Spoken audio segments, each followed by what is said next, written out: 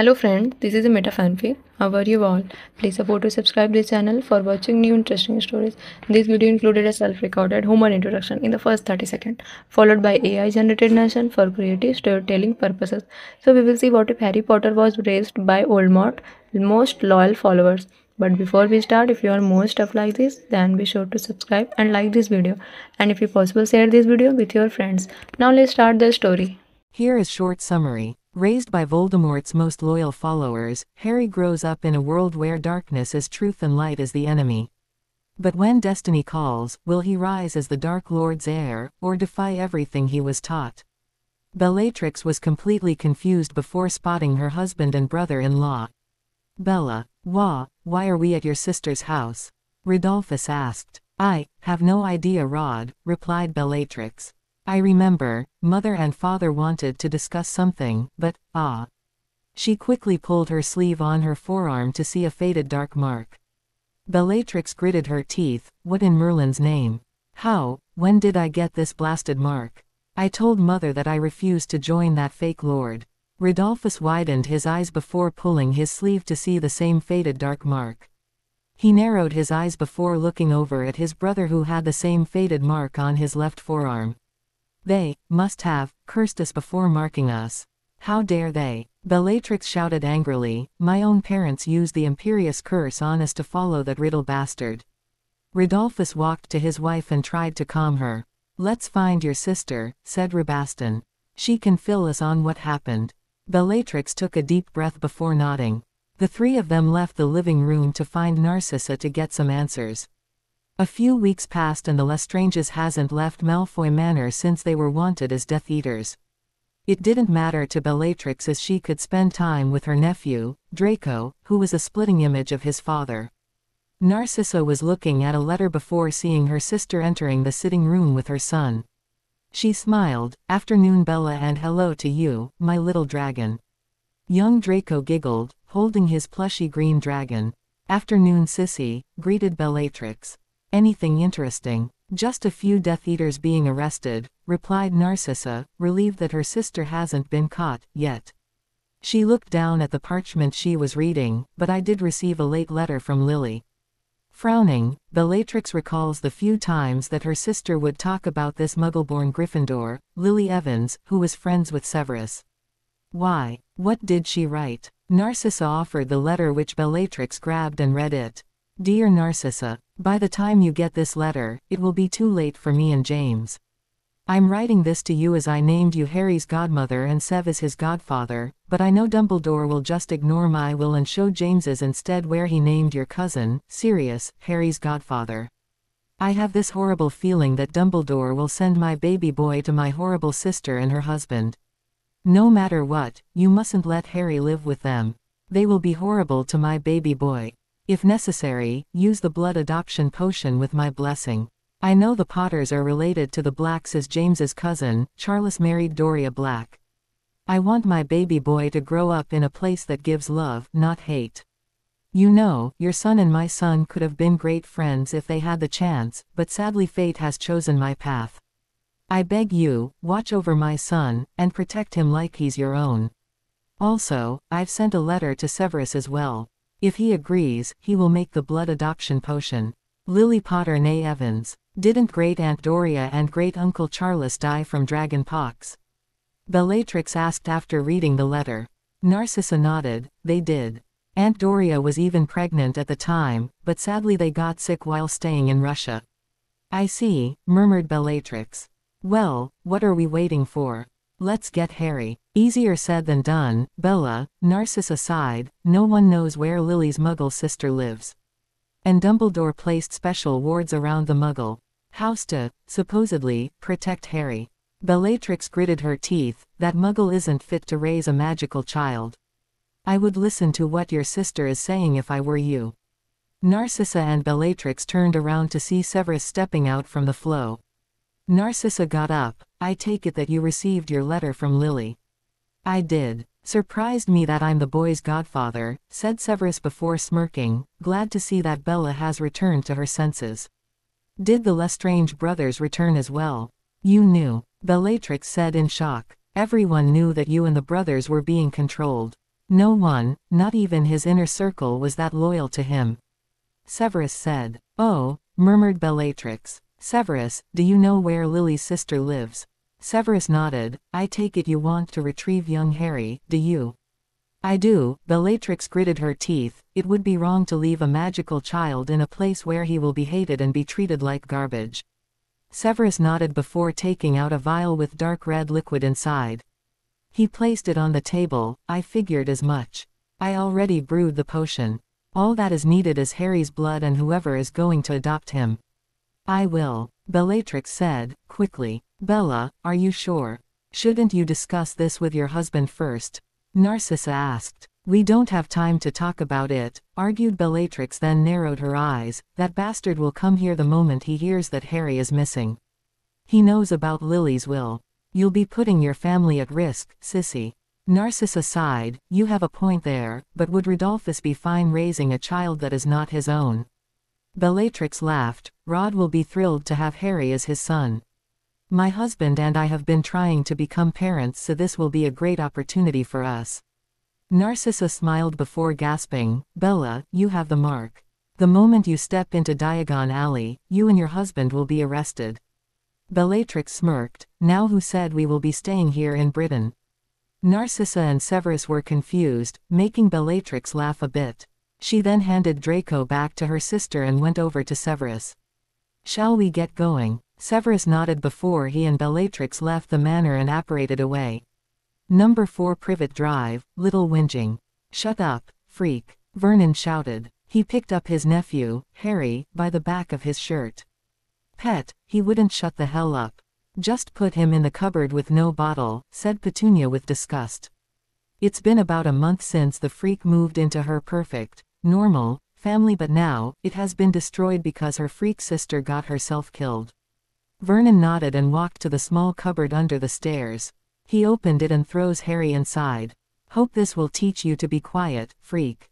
Little Harry curled up into a small ball and whimpered, softly. He hugged his little legs, hoping that one of his uncles would get him out of here. Petunia was about to make some food for her family when she heard the doorbell. She sighed before going to the door and opened it, but immediately wanted to close it. Severus placed his foot on the doorway and pushed it open. He and Bellatrix entered the house and glared at Petunia. It's good to see you, Toonie. What do you want, Snape? Petunia snapped. If this is about the freak, I agreed to take him in, but I never agreed to have freaks like you to come to my home. Pet, what's wrong, dear? Vernon asked, walking over to her. Nothing. Just getting rid of some freaks, replied Petunia. Vernon looked at Severus and Bellatrix before pointing at them. Get out of my house, freaks. Leave or I'll call the police. Bellatrix frowned. Now I can see why some purebloods hate muggles. Mr. and Mrs. Dursley, you do realize that you are giving muggles a bad reputation to wizards and witches. I don't give a damn about your freak world. Now leave my house. Petunia snapped. Not without Harry, said Severus.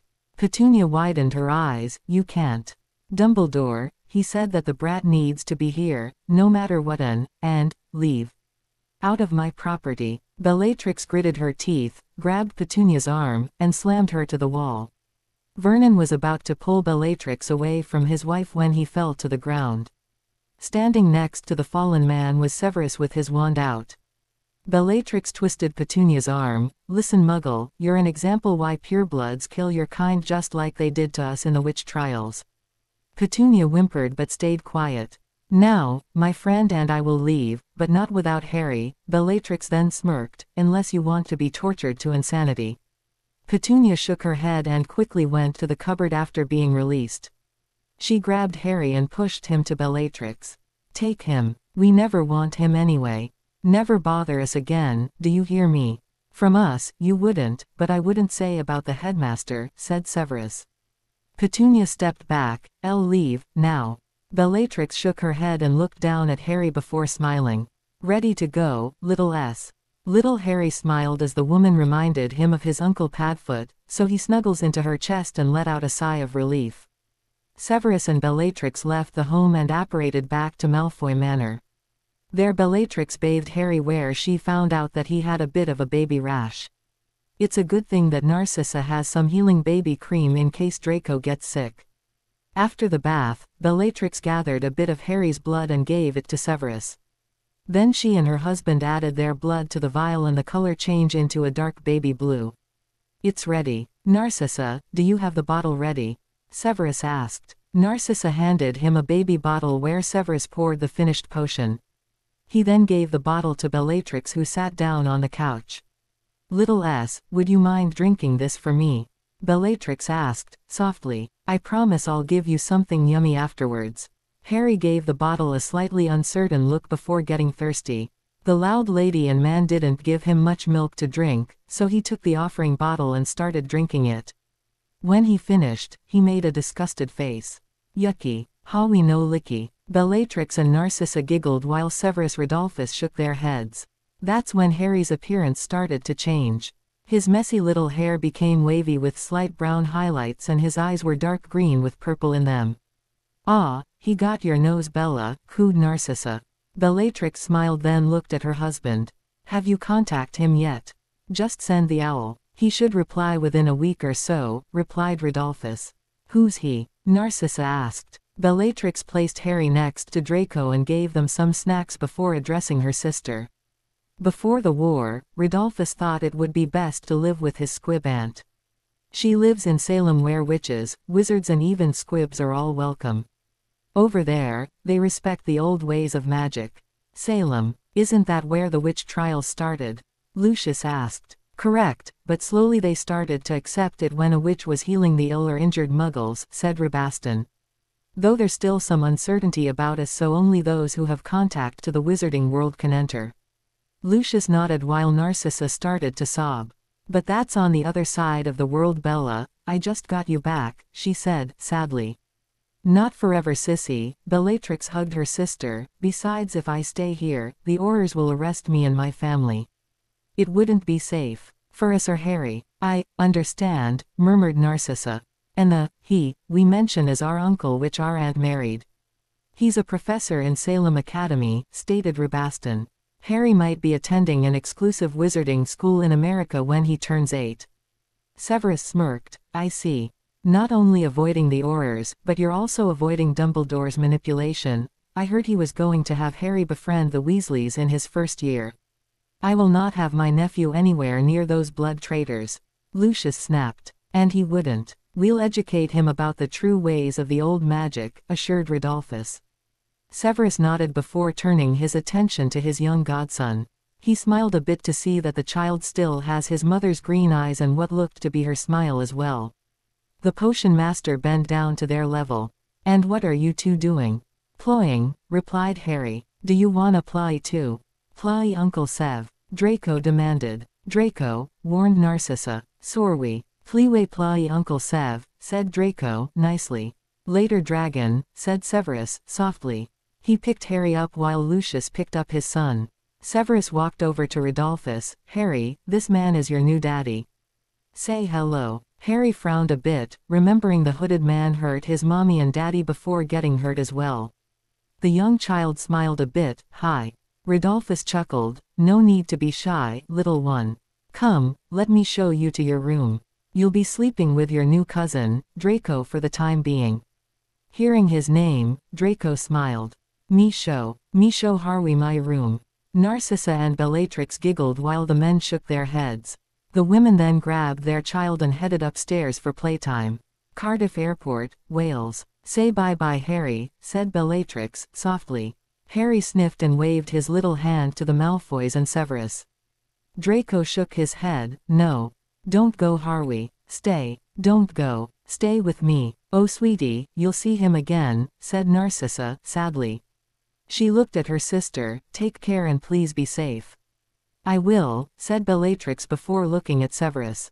Dumbledore doesn't know yet. Not yet, but I believe he will soon, replied Severus. He looked down at Harry. Please, take good care of Harry, for Lily. Bellatrix nodded, then shifted Harry to her right hip. Say bye-bye to Uncle Sev. Harry had his small hand in his mouth before removing it. He gave a small smile to the dark man. Bye-bye, Uncle Sevy. Severus chuckled. Be good, child. Grow happy and strong, just what your mother wanted. Bella, Rod, time to go, Rabaston shouted. He went over to Bellatrix and grabbed his new nephew. Does the little guy want to sit with Uncle Rabby? Harry giggled as he was tossed up in the air. Rabaston, Bellatrix scolded, running after her brother-in-law. Rodolphus shook his head before waving to Severus and the Malfoys. This was the last time that the wizarding world heard or seen the Lestrange family. A few days later, Barty Crouch Jr. was arrested for attacking the Longbottoms and was sent to Azkaban. Luckily, Frank and Alice weren't hurt too much and recovered within days. Soon after, Dumbledore learned about Harry's disappearance after sending a squib to live near the Dursleys but found out that the Muggle family had moved a week before. Now the question is, where is Harry James Potter? 7 years ago, the Lestranges and Harry arrived in Salem, Massachusetts. However, Bellatrix decided to change Harry's name to Regulus Harrison Rodolphus Lestrange. She renamed him after her favorite cousin but kept the name Harrison for the sake of Lily. The Lestrange brothers met their squib aunt, Mary, and her husband, John Wilson. They stayed with them for a while before finding their own place. Surprisingly, the Lestrange brothers became Aurors while Bellatrix worked in a well-known clothing store for magical and no-mage, aka Americans use for non-magic. While working at the American ministry, the Lestrange brothers found out that the Aurors and no-mage officers worked together. The Aurors would stun the criminals while the officers arrest them, magical or no-mage. That's where Rabaston met Hilda Johnson, a secretary in the Auror department. The two hit it off well and within 10 months, they were married. On July 10, 1984, Hilda gave birth to Ashley Jenny Lestrange. Later, Bellatrix received an owl from her sister saying that she was pregnant again. So, on February 28, 1987, Serenity Sissa Malfoy was born and surprisingly, on January 5, 1988, Bellatrix gave birth to Lillian Bella Lestrange. Salem Academy, Sept. 1, 1988. Walking with a bunch of other first years, young Regulus was nervous. The walk to the mess hall was slow for the young Lestrange, but upon entering the hall, he was in awe. On the ceiling, there were different signs of the elements, floating with glittering bright stars. The tables were separated everywhere with silverware and glass cups. On the sides of the walls were stained glass windows with various kinds of magical beings that stand for the houses of the academy. There were several types: mundanes, magical creatures, sages and mages, sorcerers and sorceresses, magi and magus, druid and druidess, enchanter and enchantress, seers. It's no wonder it is hard to get accepted into Salem Academy. The children that wasn't accepted to the academy, they go to Ilvermorny School of Witchcraft and Wizardry instead. Standing at the head table was a woman with long brown braided hair and lavender eyes. She smiled. "Welcome to Salem Academy where you'll learn the mysterious world about magic. I'm your headmistress, Lorelei Feudo. First years, your tables are the front rows for the first month. Well, what are we waiting for? Let's dig in." A man with black hair and purple eyes snapped his fingers and the food appeared. Regulus sat next to a boy with curly mahogany brown hair and dark brown eyes. On his right was a young girl with long black hair in a ponytail and light brown eyes. Across from them was a girl with short light brown hair and brown eyes. Seating next to the light brunette was another girl with long blonde two-braided hair and blue eyes. "Well, let's start with introduction. I'll go. Name's Irving Valdis, the greatest necromancer in all of Salem," said the curly mahogany brown hair boy, dramatically. "I'm Kylie Alazia, pleasure to meet you all. I'm a light sage," greeted the dark hair girl. "Nadia Uzumaki, I'm a water and ice sage," said the light brunette. "I'm Nyla Vior, nice to meet you," said the blonde two-braided hair girl, softly. "Regulus Lestrange, a life mage. I was sort of surprised I was one. I thought I was going to attend Ilvermorny instead. My older cousin, Mana goes there," said Irving, pigging out some meat. "She was sorted in the House of Thunderbird. Makes sense, lost the countless of times we would go outside." Nyla bit her lip. I have an older brother attending here. He's in his last year and the head commander for the House of Magi and Magus. He's a water magi. Cool. So, what's your element? Do you have a familiar?" Kylie smiled at Nyla. "Mine is a black cat named Moonlight." Nyla paled. Well, I don't know what my element is, which surprised me when I was accepted in the academy. And I don't have a familiar, yet. Nadia tilted her head before grabbing Nyla's hand. She closed her eyes before smiling. It's there, no need to worry. You just need to unlock it. How do you know?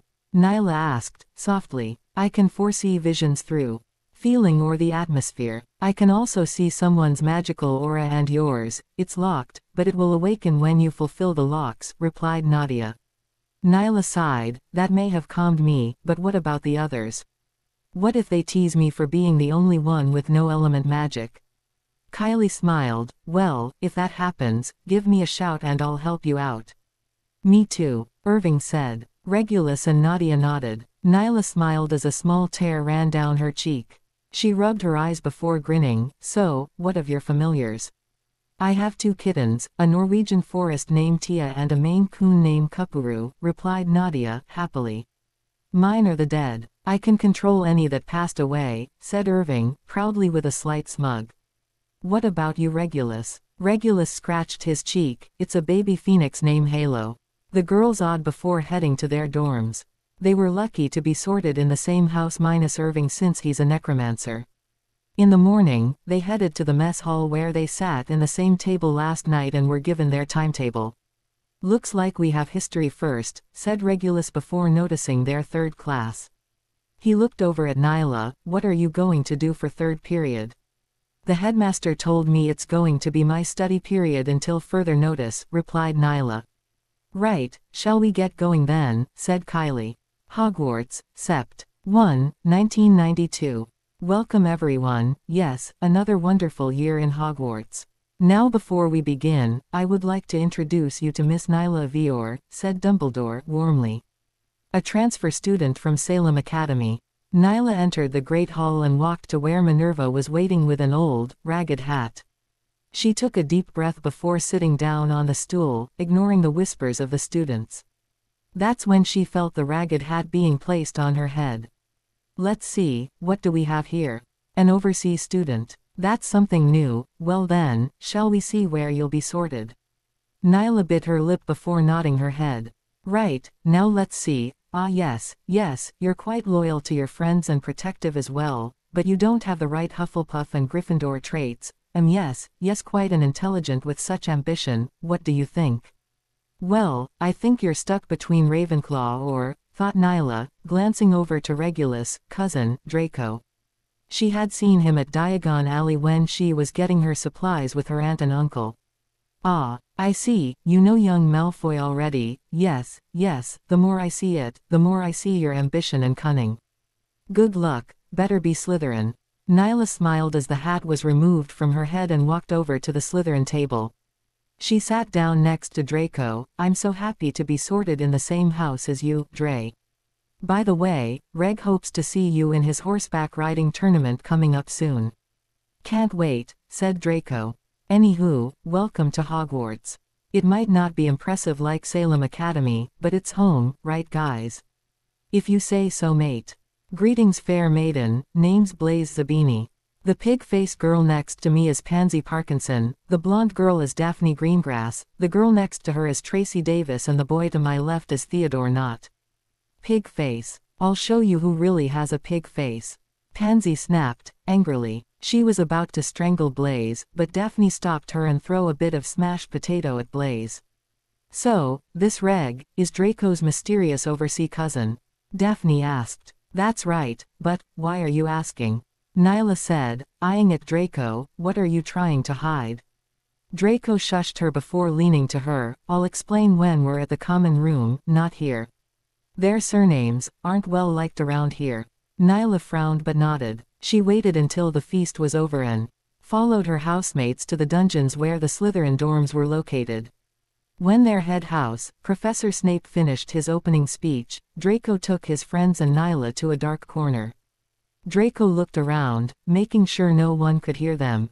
Right, what I'm going to tell you is something really important and must be kept a secret, understand?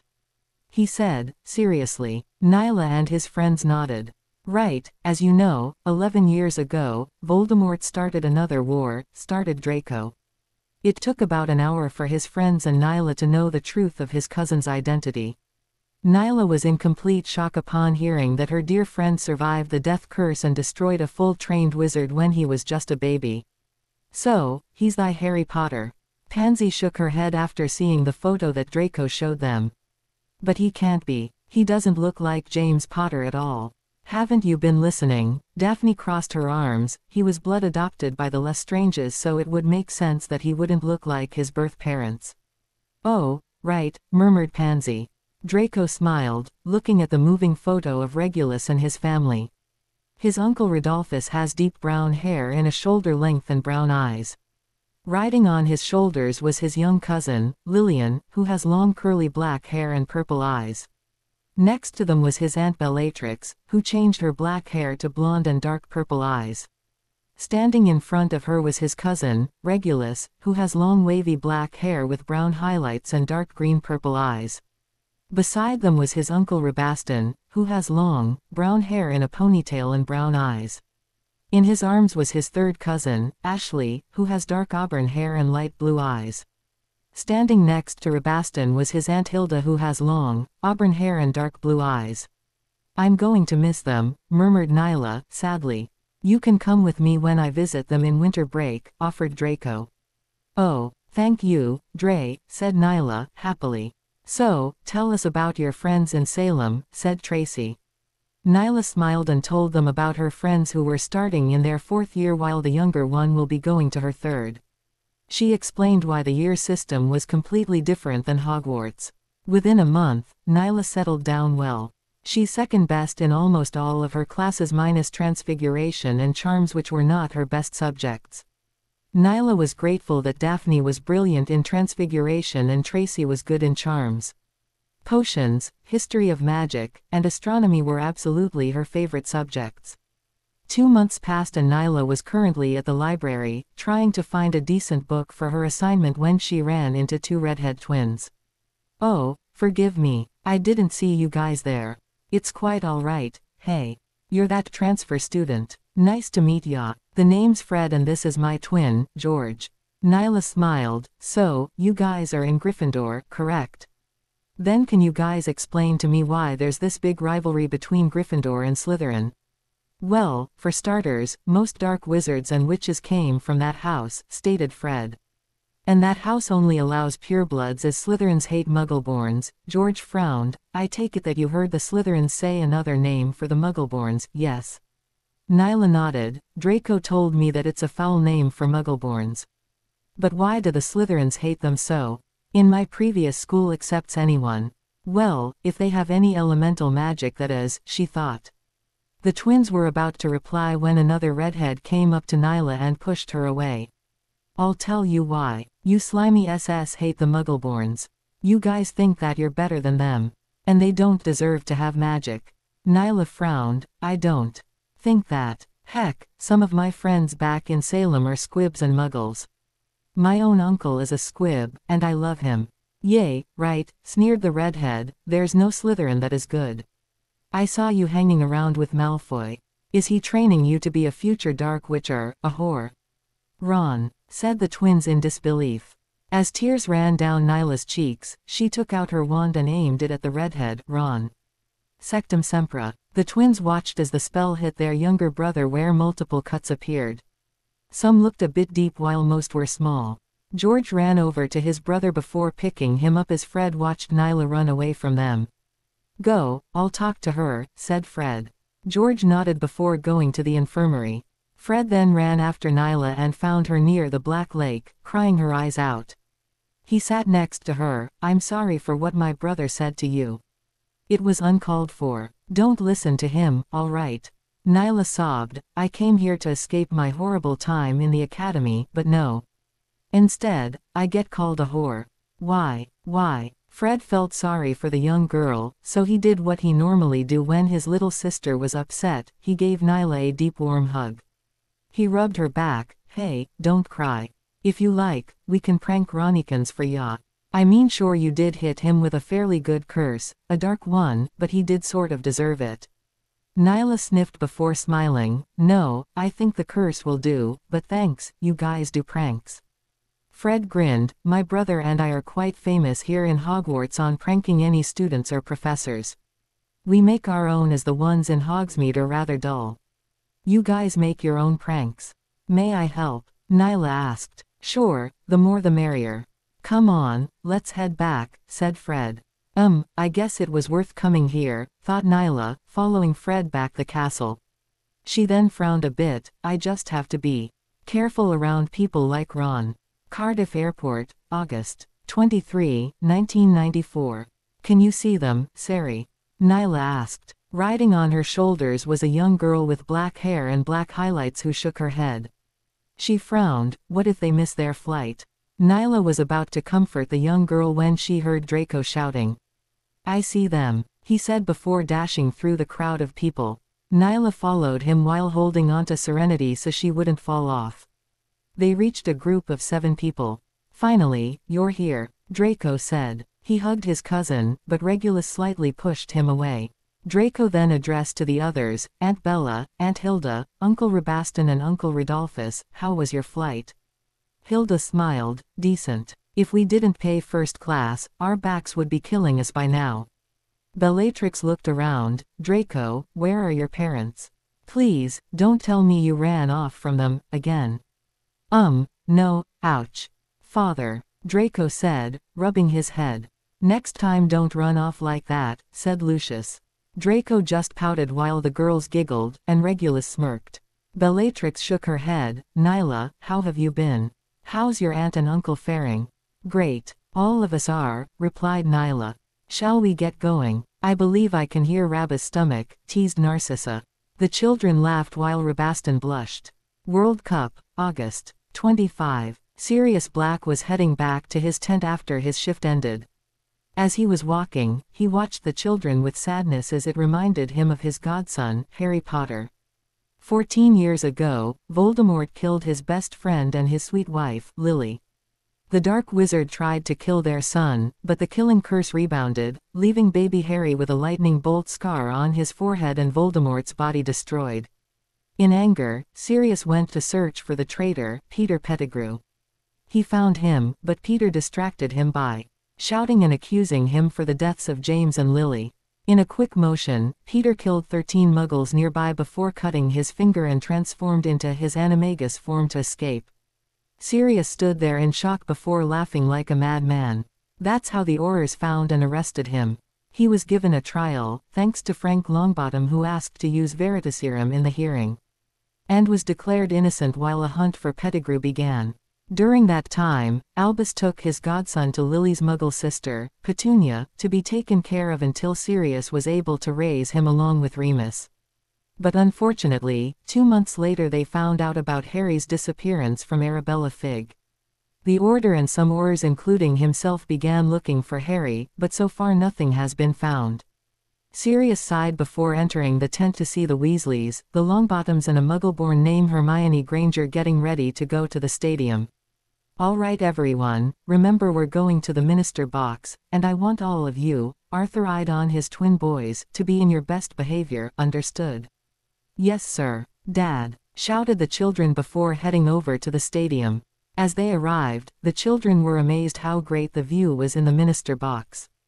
Ah, Sirius, Frank, and, Arthur, it's great to see you, greeted Fudge.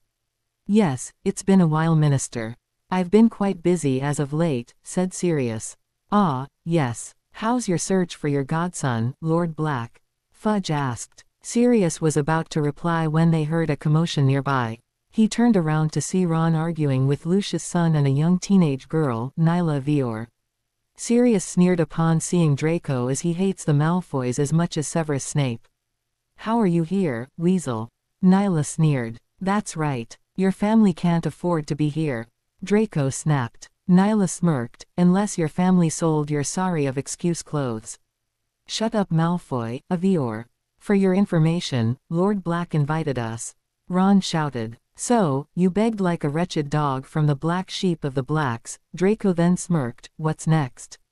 Going to cry for some decent robes. Sirius was about to intervene when a boy with long curly black hair and brown highlights stepped up. Riding on the boy's shoulders was a young girl that looked like She can't be, can she? But, she does look like her, thought Sirius. Enough. The both of you, said the boy, then turned to Ron, and you, there's no need to freaking shout like that. Whatever. Just stay away from me, Weasel, said Draco before he and Nyla walked away. Like I want to be near you, Ferret or your dark mistress. Ron snapped. The boy narrowed his eyes. I don't know what your deal is with Nyla, but don't you ever call her that. Just keep your mouth shut, got it? Ron gritted his teeth and marched back with the others. Rotten just like his father, stated Arthur. Frank nodded as he agreed. Don't know much about Avior, but looks like she has the same rotten attitude as young Draco, said Arthur. Sirius simply nodded and watched the game. After the match, Regulus, Nyla, and Draco were sitting at Reg's room and discussing the game.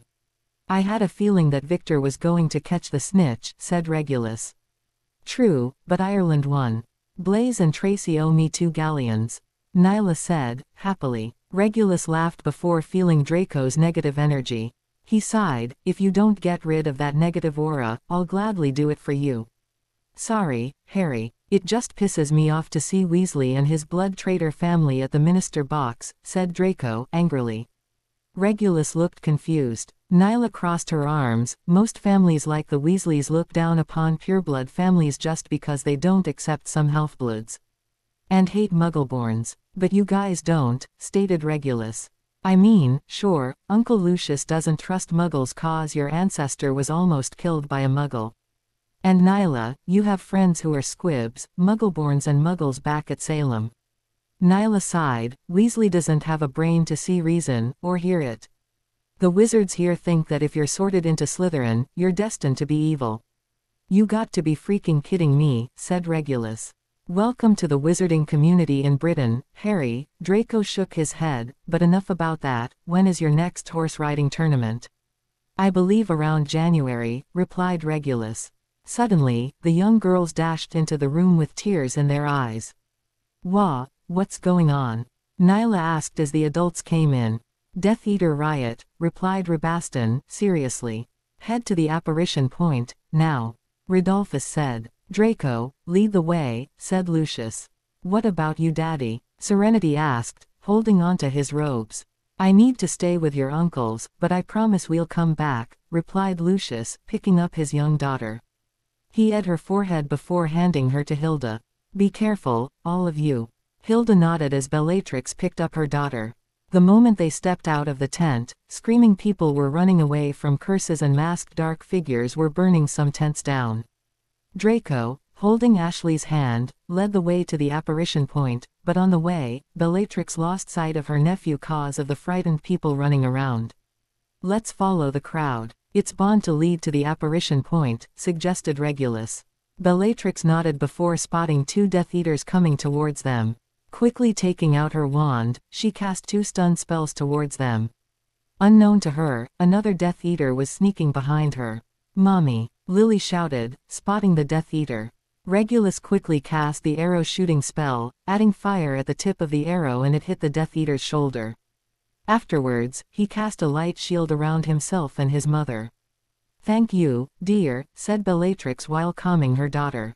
That's when 4 British Aurors appeared and arrested the 2 stunned Death Eaters while the injured one was taken. Are you all right, madam? Anyone injured? We're fine, replied Bellatrix. My son was the one that injured the Death Eater while I stunned the other 2. The Aurors nodded, but just before they leave, Sirius stepped forward.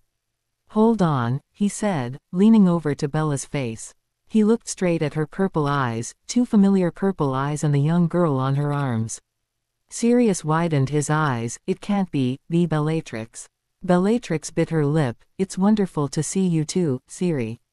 Hogwarts, August 26. Regulus watched Sirius pacing and ranting for the past hour. He sighed before looking down at his little sister who had fallen asleep. I can't believe how much she changed. No wonder no one couldn't find her, ranted Sirius. Calm down, Sirius, said Albus. The good thing is that she and the Lestrange brothers are finally arrested and wouldn't cause any more harm to anyone. Excuse me, interrupted Regulus. But I don't think it's right to arrest someone that's innocent. You're making a huge mistake. Sirius frowned. Let me guess, your dear mother told you that she was being controlled by the Imperious curse or some kind of potion, right? Well, started Regulus. She's a sadistic witch and loyal to Voldemort. She willingly went to him and became his second during the First War, boy. Your mother is no angel. Sirius snapped. Regulus' eyes darken. Shut up. You don't know anything about her. Have you ever thought about how she was raised along with her sisters? Mom had so much stress on her shoulders, trying to protect her sisters from their parents' mental abuse. Sirius snorted. Mental abuse. Unlikely story. She's a vile woman since the day she was born, the perfect pureblood black heiress. She's not. Regulus snapped back. He then pointed at Albus. I demand you to release my family from your pathetic cells so we can go back home. Unfortunately, both of your parents and uncle will be sent to Azkaban for their involvement during the First War, said Albus. That means your guardianship falls upon. Sirius was interrupted when the doors opened and came in with Severus and a woman with auburn hair and blue eyes. It falls upon me. How dare you take my nephew and niece without my permission? Snapped the woman. Sirius narrowed his eyes. And you are? Hilda Lestrange née Johnson, the wife of Rabaston, the aunt to Regulus and Lillian. Albus and Sirius widened their eyes. During the commotion, Lily woke up and rubbed her eyes. She yawned. Harry, where's mommy? Why did those men take her? While Regulus and Hilda went to Lily, Sirius and Albus had their mouths open and stunned. Did they hear the names right? What's your name, boy? Sirius asked. Regulus Harrison Rodolphus Lestrange. What's it to ye? Quickly, Albus was in front of Regulus and without permission moved some hair from Regulus' forehead, revealing a very faint lightning scar. The elder wizard smiled, brightly. Why, my words, Mr. Potter. I'm so relieved to see you are well and unharmed. Hilda pulled Regulus away from Albus and glared at him. That's not his name, she hissed. It is his name. James and Lily named him Harry James Potter.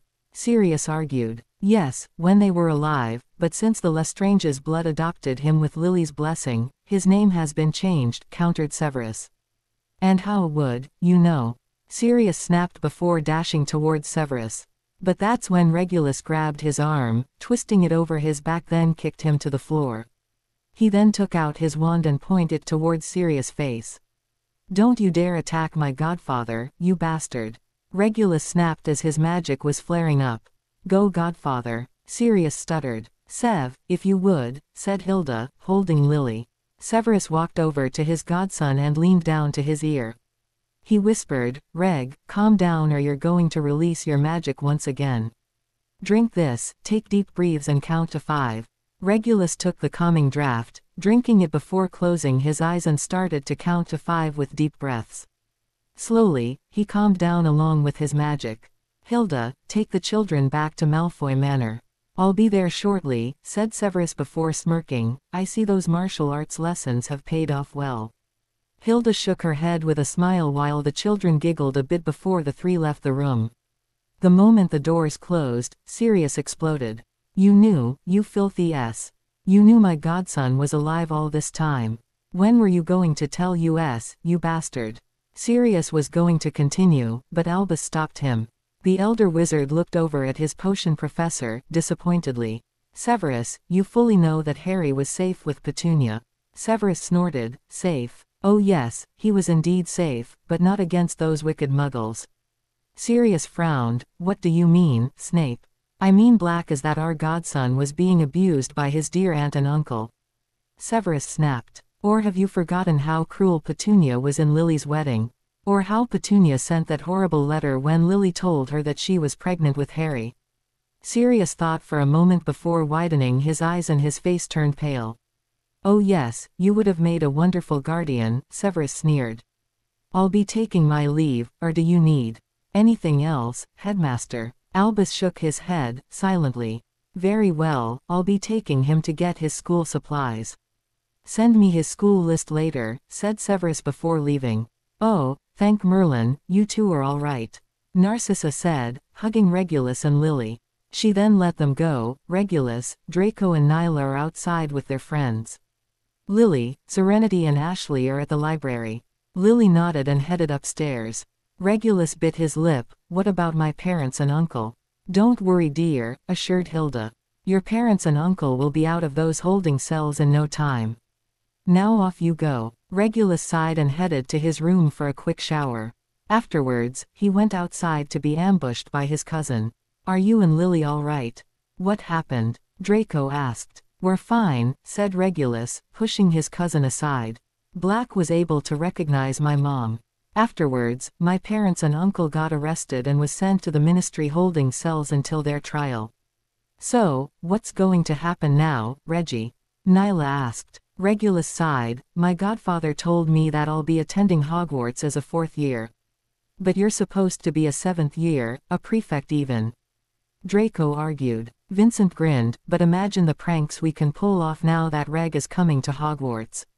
Nyla smirked. Oh, I'm already making a bloody list. Pansy glared at her but stayed silent. While I'm pleased to be attending the same school my biological and adopted parents went, the major problem is Dumbledore. Regulus made a face. He'll reveal to the whole school about my identity, the boy who lived crap. And everyone will suspect you to be sorted into Gryffindor, said Theodore. No, Reggie is a Slytherin, Pansy said, shaking her head. Theodore snorted, or a Ravenclaw. Draco told us that Regulus has his own bloody library back at Salem. Blaise and Pansy widened their eyes. Are the books in different languages? Daphne asked. Latin, Spanish, German, Russian, French, Greek, replied Regulus. This year will be Japanese, and I'm going to miss it. Draco and his friends had their mouths open in shock while Nyla giggled. She asked, You wouldn't mind teaching me some French and German, Reggie? I don't mind, replied Regulus before crossing his arms. Now tell me what elective courses Hogwarts has to offer. Meanwhile Narcissa, Hilda and Severus were waiting for Lucius to return from the ministry. After 2 minutes, Lucius came through the flow. Well? Narcissa asked, impatiently. Lucius sighed. The trial wouldn't happen until October, and Dumbledore revealed to the ministry about Regulus' true identity. He told the court members that he will be attending Hogwarts this year. Hilda gritted her teeth. I wouldn't allow it. Something horrible will happen if my nephew goes to that school. Regulus is a strong mage. He'll be able to sense any aura, hidden or not. That includes someone's magic, Severus pointed out. Hilda sighed. Right, I'll send a message to Headmistress Lorelei on what has happened. In the morning, Regulus was walking beside his godfather in Diagon Alley. Supposedly the greatest wizarding school in all of Britain, but they don't teach anything useful. No dueling, no languages, and no non-magical history. It's no wonder your blasted community can't defend themselves. I wonder the same thing, Reg, murmured Severus as they entered the bookstore. While Severus was getting his godson's 4th-year standard books, Regulus went to find his elective books, which were arithmancy and care of magical creatures. As he was looking around, he spotted a brunette looking over at a thick book. Regulus coughed. Can you step aside? Oh, sorry. Do you need any help looking for a book? Offered the brunette. No, I'm quite capable of doing it myself, said Regulus, grabbing the book he needed. Well, you don't have to be rude. I was only trying to help. Regulus narrowed his eyes. I didn't ask for your help. As he was about to leave, a familiar redhead came running to the brunette. There you are, my own. Come on, Ginny just finished getting her books, said Ron before noticing Regulus. He pointed his finger to him. Hey, I remember you. You were with Malfoy and Avior at the World Cup. Regulus winced. And I remember you. And your blasted loudmouth, he thought. The brunette frowned. Why were you with Malfoy and Avior? They're Slytherins. They can't be trusted. That's none of your freaking business, said Regulus, turning around. As he left, he could hear the brunette's rants about his rudeness. Hogwarts, Sept. 1. Welcome to another great year, but before we start, let me reunite with you to our savior who goes by the name of Regulus Potter Lestrange. Albus announced, happily. Why you, that meddling old nitwit, thought Regulus. He was standing in front of the great hall entrance. That's when he felt Hagrid place his large hand on his shoulder. Shall we? Said the half-giant. Regulus just nodded as the large doors opened. He walked beside Hagrid as the whispers started. Ignoring them, Regulus walked to where McGonagall was waiting for him with a worn-out black hat and a stool beside her. Before taking a seat at the stool, he addressed the students. "My name is Regulus Lestrange, not Potter Lestrange, understand? All of you remember that, including you two, professors." The students looked at each other while the professors nodded. Regulus then sat down on the stool and McGonagall placed the worn-out black hat onto his head. "Ah, Mr. Potter, or should I say Mr. Lestrange, welcome," greeted the Sorting Hat. "Oh, another student from Salem Academy, interesting. Now, where shall I sort you? Which house will give Dumbles a temper tantrum?" Regulus asked. The Sorting Hat chuckled. "If I don't sort you in Gryffindor, he'll have one tonight, but I can see the intelligence and cunning you have, Ravenclaw or Slytherin, child." Regulus smirked. "I believe you know which one." "That I do, better be Slytherin." The students had their mouths open in shock. The boy who lived, who was destined to be a Gryffindor, was sorted into Slytherin instead. After the shock, the Slytherins were clapping and cheering. Regulus took off the hat and handed it back to a stunned McGonagall. He smirked a bit before walking over to the Slytherin table and sat next to his cousin. Draco placed his arm around Regulus' neck. "You sure love to make a scene, but anyhow," he then grinned, "now the Gryffindors have no chance against us. The house cup is ours once again. You know this is only temporary. Once my parents and uncle are declared innocent, we are out of here," said Regulus. "Spoil sport," murmured Draco. Nyla, Daphne, and Tracy just giggled. Further news, this year Hogwarts will be hosting the Tri-Wizard Tournament. The winner will be receiving massive glory rights and a large sum of money.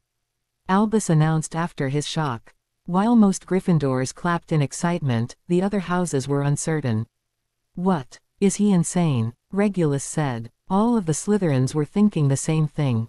Regulus slammed his forehead onto the table. "That's it. My insanity will end here." Meanwhile at the Gryffindor table, Hermione was looking over at the Slytherin table while Ron was stuffing his mouth full of food. To think all this time that boy was really Harry Potter, Hermione then frowned. "Why didn't he tell us?" "I bet his family never told him," said Ron. He took a bite from his pastry. "Not to worry, we'll tell him the truth. Once he realizes that he was lied to, he'll want to be resorted into Gryffindor and be removed from the Lestrange." "And he'll be my boyfriend," said Ginny, dreamily. "Mum always told me I was destined to be married to Harry Potter. She said that we're a perfect match." Hermione had a small frown but said nothing about it. Salem Academy, Headmaster's office. After reading Hilda's letter, Jesse was shaking his head. "This is quite unfortunate." Lorelai gritted her teeth. "Unfortunate. Unfortunate. How dare those British bastards arrest two of our best Aurors and force my best student to attend that weak school of theirs." "Calm down, dear," said Jessie. "Go and fix this misunderstanding." Lorelai smirked. "But of course, dear. Send an owl to Dumbles about my arrival." Jessie made a face. "Just make sure you don't go overboard. That would cause you to get banned from Britain, like Russia and Australia." Lorelai laughed. "Those bastards were asking for a lesson or two, dear." Jesse shook his head before writing a letter to Hogwarts and Malfoy Manor. Then he wrote another letter to the Minister of Britain, warning him about his wife's arrival. Dumbledore has brought hell to Hogwarts, he thought. "Come on, cousin of mine, time for defense," said Draco. "Just lead the way, you brat," murmured Regulus. Nyla and Daphne giggled, but as they were heading out from the Great Hall, they were stopped by Ron and Hermione. "What do you want, Weasel?" Nyla sneered. "None of your business, Avior." Ron snapped. He then turned to Regulus. "Why don't you come with us, Harry? Much better than these slimy SS." Regulus narrowed his eyes. "These slimy SS are my friends and cousin." Ron snorted. "Friends? You're right, they're bunch of Death Eaters in training. You don't want to hang around with the wrong sort of wizards like them. Come with us." Nyla gritted her teeth and was about to snap, but Regulus stopped her. "Where I rightfully belong is in Salem, not here." But no, Dumbledore had to meddle like always. "Now, back off." Ron and Hermione stepped back upon seeing Regulus' eyes turn dark and glowing. Hermione bit her lip. "Please, Harry. We will fill you in what you have missed since your disappearance." I can even help you with your homework.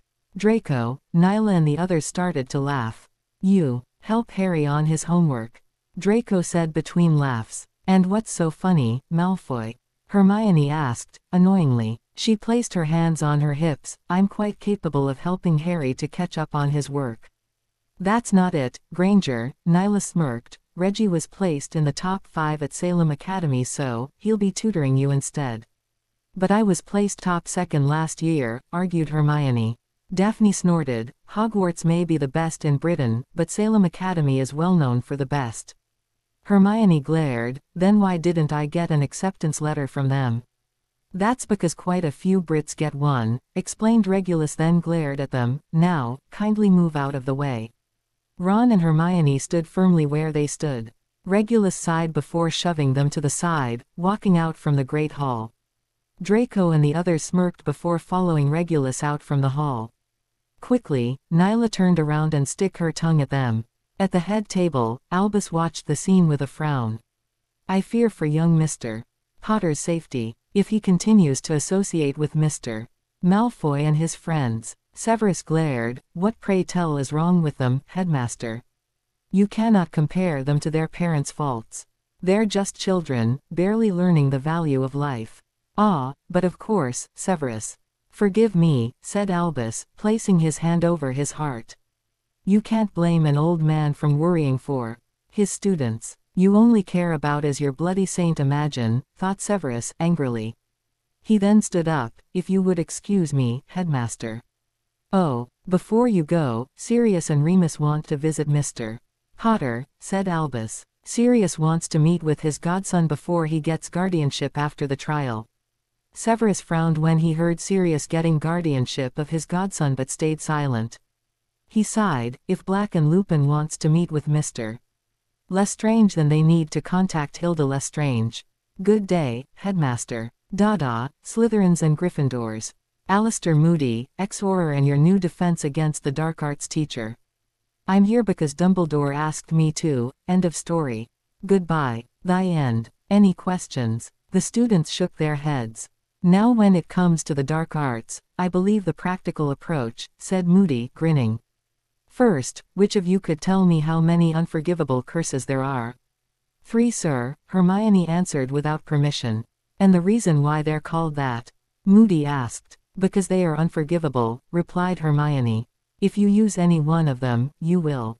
We'll send you 1 ticket to Azkaban, correct? Moody finished. The students nodded while Regulus was confused. Now, the ministry says you're too young to see these curses. I say different. Moody shouted. He turned around and started writing something on the chalkboard. You need to know what you are up against. You need to be prepared, need to find another place for that chewing gum than underside of your desk, Mr.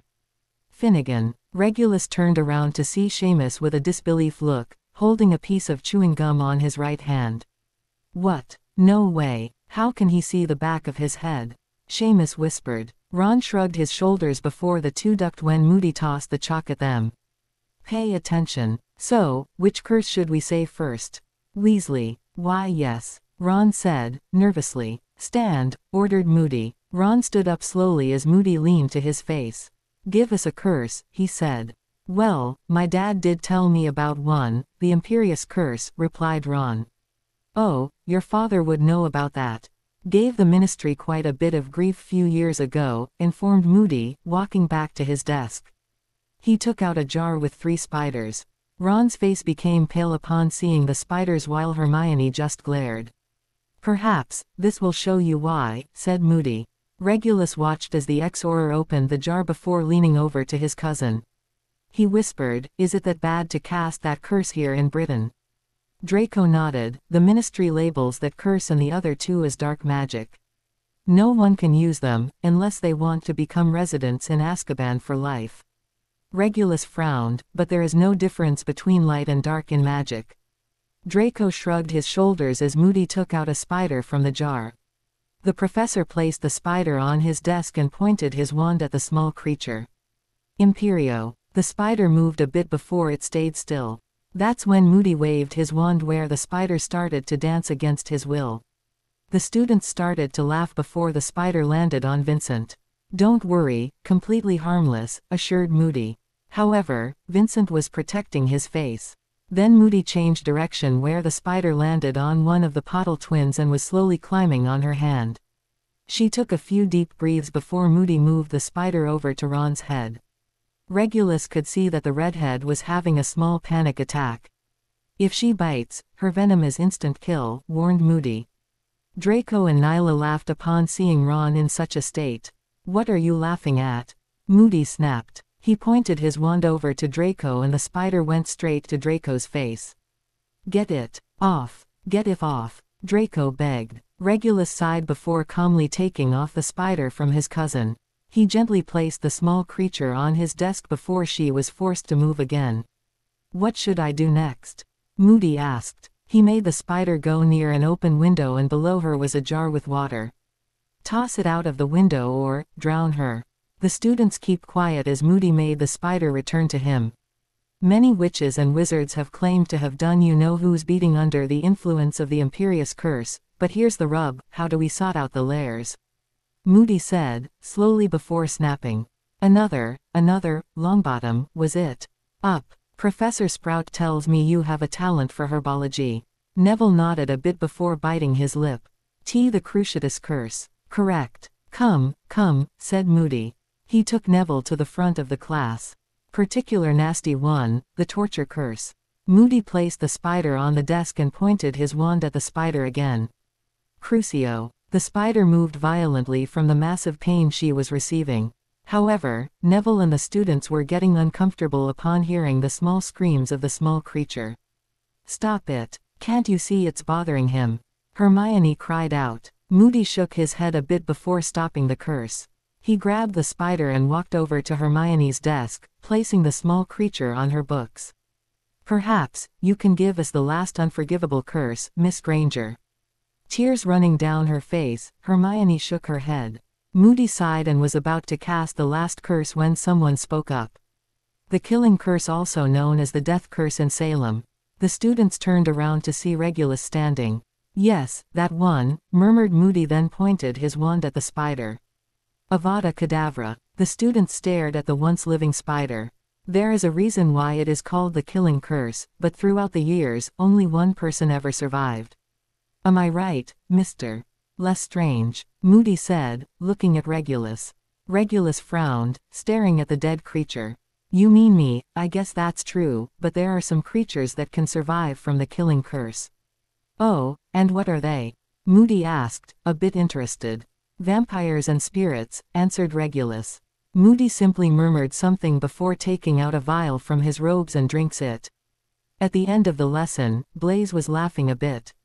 I can't believe you were able to outsmart a retired Auror, he said. Was that guy really an ex-Auror? Regulus asked. He wasn't the best, but paranoid, so what my father says, replied Draco. He was only the best cause of his magical eye, stated Nyla. That eye can cancel out any disillusion spells and can see if someone is under any invisibility cloak or spells. Regulus frowned. If he's one of the best, then how come he and the other best Aurors couldn't defeat that insane madman Riddle? In Salem, Aurors uses any kinds of magic to stop the criminals, including the unforgivable curses. Wait, are you telling us in Salem, they can use the unforgivables? Susan Bones questioned as she was walking by. A few passing students stopped to hear what Regulus was going to say. That's right, answered Regulus. Heck, they're not even called unforgivables. The Aurors uses them for good. You're right, sneered Ron. Those curses are evil, no matter what or how you use them. Oh, really? Regulus crossed his arms. The disarming spell is listed as light magic, correct? Ron and the others nearby nodded. Well, what if you cast that spell to someone and killed him in the process? Regulus lifted an eyebrow. So, does it make it light or dark if it was for self-defense? Hermione. Ron stuttered again. Well, many dark wizards and witches have killed others by using those curses, said Hermione. Regulus sighed. That may be true in your history, but not mine. The Cruciatus Curse or the Pain Curse is used to scare off enemies. The Imperious Curse or the Control Curse is used on criminals so they wouldn't escape. The death curse is used to end a person's life if they're suffering or close to death. Now, was there anything dark about those uses? Well, no, I guess not, if you put it that way, murmured Hermione, feeling embarrassed. Read between the lines and think outside of the box. All spells can be used for good if used properly, but you're a fool to use them like a freaking dunderhead, Regulus said. He then chuckled a bit, like one of my friends says, no mind than no brains, and she's quite intelligent for being a year younger than me. Now, if you would excuse me. Regulus walked down the stairs, leaving a stunned crowd of students behind. Draco walked over to his cousin, swinging his arm over Regulus' shoulders. He smirked. You sure you were not supposed to be in Ravenclaw, Harry? Nyla giggled. I believe he was, but convinced the hat to sort him into Slytherin. Regulus shook his head. Oh, will you quit it, you two? Let's get going before we miss our next class. Lead the way, you brat. Draco smirked. All right, come on then. Sirius and Remus watched as Ron was ranting about Harry wouldn't come to the light anymore since Death Eaters raised him. I know for your concern, Mr. Weasley, but I assure you that Harry will soon realize his mistake, assured Albus. Once the Lestranges are sentenced to Azkaban, Sirius will gain guardianship over the boy and have him be resorted.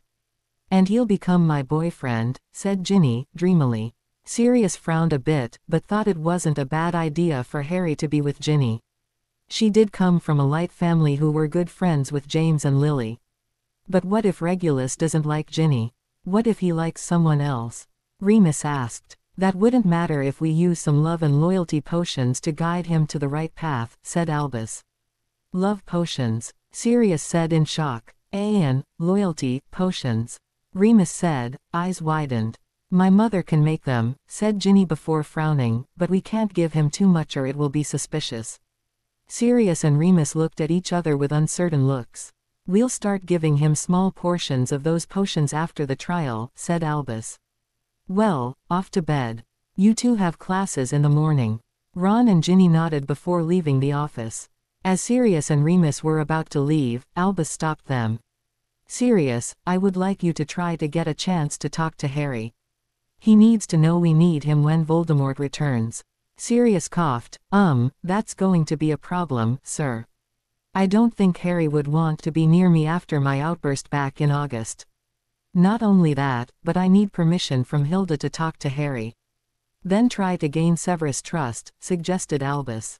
It would seem that young Harry looks up to him. Me. Be civil with Snape. Sirius said in disbelief. He gritted his teeth, like that is ever going to happen. We hate each other since our first year. Try Sirius, said Albus. It's for the greater good, for all of us. I'll try my best, murmured Sirius before he and Remus left the office. Hogwarts, October 27. Did you see it, Harry? They post the notice when the schools are coming. Draco said excitedly. Regulus took a bite from his toast with an annoyed expression. And, it's not like I'm going to stay here long. Besides, I already know some Beauxbatons and Durmstrang students.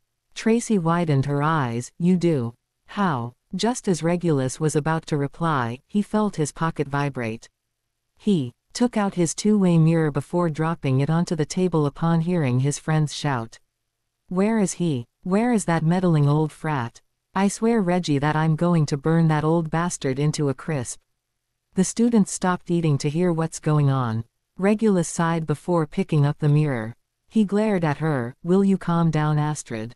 Calm down. Calm down. How can I calm down if you are being forced to stay by that old meddling bastard? Just say the word Reg and I'll be so happy to take the liberty to send him to Hell's Gate. While some Hufflepuffs shivered, the Gryffindors were glaring at the Slytherin table. They couldn't believe that someone would dare to challenge Albus Dumbledore. Do that and you'll be grounded, again.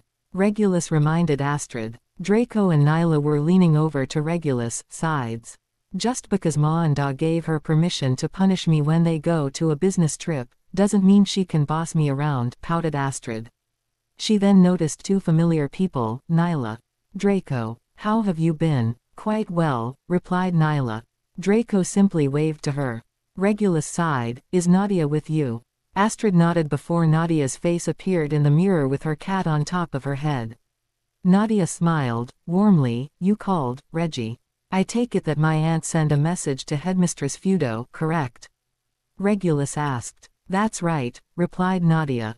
She then sent a message to Dumbles that she and a few academy students will be coming. She's coming, here, Regulus said in disbelief. He looked over at Draco. Was my school in the post notice? Draco nodded. The notice said that Salem Academy, Beauxbatons and Durmstrang students will arrive on the 30th. Regulus was confused, but why is she coming? She's going to testify and defend your parents and uncle in their trial, replied Nadia. Professor Thorstensen and Aurora Vior will also give their testimony as well. My brother is coming, Nyla thought. And after they are declared innocent, we're coming back to Salem. Regulus lifted his eyebrow. We. What does Irving mean, Nadia? Are you guys coming? Nadia nodded, just in case if they need more testimony. I had to hold off our traditional welcome first-year prank, because of that old bastard. I'm going to send my minions to bring hell to that meddling old man. Irving ranted angrily. Regulus smirked. I thought your parents banned you to use your undead army from last year's haunted house, without their permission. Damn it, Reg. Ruin my fun on tormenting people. Irving whined. Undead, army? Blaze asked, quietly. He's a necromancer. He can call forth the dead under his command, explained Regulus. The Slytherins and Ravenclaws were curious about the necromancer since they were quite rare in Britain, while the Hufflepuffs and Gryffindors' faces turned pale. Someone has to keep you in line, said Regulus, closing one eye. I mean, I am your opposite, right? I need to make sure you don't go crazy. Irving simply murmured something when Astrid thought of what her sister told her. Reg, is it true that Hogwarts will be hosting that barbaric tri-wizarding tournament? Regulus scratched his cheek. Well, yay. What the freaking hell was that old frat drinking? Doesn't he know how dangerous that? Quickly, Regulus covered the mirror as Astrid continued to shout. He didn't want the younger students to hear what words his friend was using. He waited for 2 minutes before removing his hand from the mirror to see an annoyed Astrid but with a calmer aura. You done? Regulus asked. Yes, murmured Astrid. Reggie, promise me you'll be careful, said Nadia, worriedly. She bit her lip. Something bad is going to happen, I can feel it. Regulus nodded. Thanks for the warning. Hogwarts grounds, October 30. After meeting some of his old pen pals from Beauxbatons and Durmstrang, Regulus and the others were waiting for the last school to come. It didn't take long when they saw dragons flying towards Hogwarts and landing by the lake. Regulus and the others walked over to the small group of Salem Academy students. Mr. Lestrange, Lorelei called out. Regulus walked over to her, and she placed her hands on his shoulders. Lorelei smiled. Not to worry, dear. I'll free your family and deal with these idiots. Thank you, Headmistress Feudo, said Regulus, softly. Lorelei nodded before walking away from her top student and headed to Hogwarts. Regulus walked back with Nyla, who was introducing everyone. That's Irving Valdis, the almighty necromancer. Kylie Alazia, a light mage. Next to her is Nadia Uzumaki, a water sage, and lastly, Astrid Thorstensen, a fire sorceress. Nice to meet ya, name's Blaze Zabini. Welcome to Hogwarts. Thanks, but there are 4 other people that came with us. Kylie looked back to the dragons. They must be settling down the dragons. Before anyone can move, Nyla squeaked happily before dashing forward to a young man with white hair and silver eyes. Both landed on the ground. Ah, Nyla, get off. I'm sorry that I didn't come with Regulus. No, suffer your punishment, brother, scolded Nyla, not getting off from the young man. Brother. Draco sighed and walked over to them, pulling Nyla off from her brother. Don't end your brother's life just yet. He's too young to die. Nyla pouted and crossed her arms. Is it just me, or did you gain more weight the last time I saw you? I might have, replied Nyla, sheepishly. Oh, blame those bloody pastries. Aunt Elisa makes bloody good pastries, and I can't help myself, Michael. Astrid laughed. I must agree with Ye about that girl, but man, you let yourself go. Need to do some exercise to lose that pastry weight. Looks who's talking, said a woman with long blonde bangs, black hair, and red eyes. She narrowed her eyes. Must I remind you what happened 2 years ago? "Ah, lighten up, Yuki," said a young man with spiky blonde hair and blue eyes. He smiled. "The name's Jack Raiden, a Thunder Sage and a college freshman like my friend over here." Jack was pointing to a young man with black hair and purple eyes. "Mr. Ladies man, Lelouch is a fire sorcerer and same year as me." Lelouch frowned. "I could have introduced myself, Jack." Jack just shrugged with his tongue sticking out a bit. "So, what type of dragons are they?" Blaze asked, looking at the dragons. "Some you know, while some are from different regions of the world," replied Yuki. She smiled softly. "Would you like to meet them?" "Don't worry, they don't bite, unless they feel threatened." Draco and his friends nodded and followed the older Thorstensen to the dragons. Regulus saw Hagrid was grooming one of them with a huge grin on his face. Ministry, October 31. The trial of the Lestranges begins. "Bring out Bellatrix Lestrange," ordered Amelia Bones. Regulus was sitting next to his Aunt Hilda while his Uncle Lucius was sitting with the other lords of the court. His Aunt Narcissa was taking care of his little sister and cousin. Lorelei, Yuki, and Michael were sitting at the defense side while Albus and Sirius were on the other. They watched as they gave Bellatrix the truth serum. "State your name," ordered Amelia. "Bellatrix Lestrange née Black." "Who is your husband?" Amelia asked. "Rodolphus Lestrange," answered Bellatrix. Amelia nodded. "The serum is working. You may begin questioning her, Dumbledore." Albus nodded, getting up from his seat. "Were you a Death Eater?" "Yes," answered Bellatrix. Everyone started whispering, before looking furious at the accused witch. "Lock her up. Send her to Azkaban." "Hold it, you idiots!" Lorelei snapped. Everyone went silent as Lorelei got up from her seat. "Let's rephrase that question, shall we? Lady Lestrange, were you ever loyal to the Dark Lord Voldemort?" "No," replied Bellatrix. "My husband, brother-in-law and I wanted no part of the war with a madman that claims to be a pureblood and the heir of Slytherin, which he is not." The court gasped upon hearing what they just heard while Albus was furious and slightly curious. "Riddle wasn't the heir of Slytherin." "What do you mean that the Dark Lord is not the heir?" Lucius asked, knowing the answer. "Back in Salem, Regulus was giving a potion where it shows that he claimed the title when he defeated Riddle as a baby," replied Bellatrix. Albus and Sirius widened their eyes. "Salem, is that where you and your family including young Potter moved to?" Lord Greengrass asked. "Correct. We were planning to move there before the war started," replied Bellatrix. "And yet you and your family became Death Eaters," stated Sirius, frowning. "What changed?" "My parents requested a meeting, but it was a trap. They cast the Imperio curse on us and gave us some strong loyalty potions to ensure we stay loyal to Riddle," replied Bellatrix. The court stayed silent as they were stunned. Albus was beyond furious, but he had something under his sleeve. He cleared his throat. "If you were not loyal to Lord Voldemort, then why did you kidnap Harry Potter?" "Lily Potter sent a delay letter to my sister, stating that my sister was Regulus' godmother and Severus Snape was his godfather. In her will, she didn't want her son to be raised by her Muggle sister as she knew he would be treated horribly. She gave us permission to take Regulus if he ends up in Petunia's care and her blessing to do a blood adoption ritual," explained Bellatrix. "And do you have this supposed letter?" Albus asked. Lorelei smirked. "Actually, I do." Albus' face turned pale as Lorelei handed the letter to Amelia. Amelia read the letter before nodding. "Give her the antidote and bring in the Lestrange brothers." The court and Albus questioned the brothers and answered the same as Bellatrix. Yuki and Michael gave their testimony on how the brothers were the best Aurors in Salem and how the family acts around the Salem community. "Can Mr. Lestrange come forth please?" requested Amelia. Regulus got up and stood in front of the court. "Mr. Lestrange, can you tell us how the Lestranges treated you for the past 14 years?"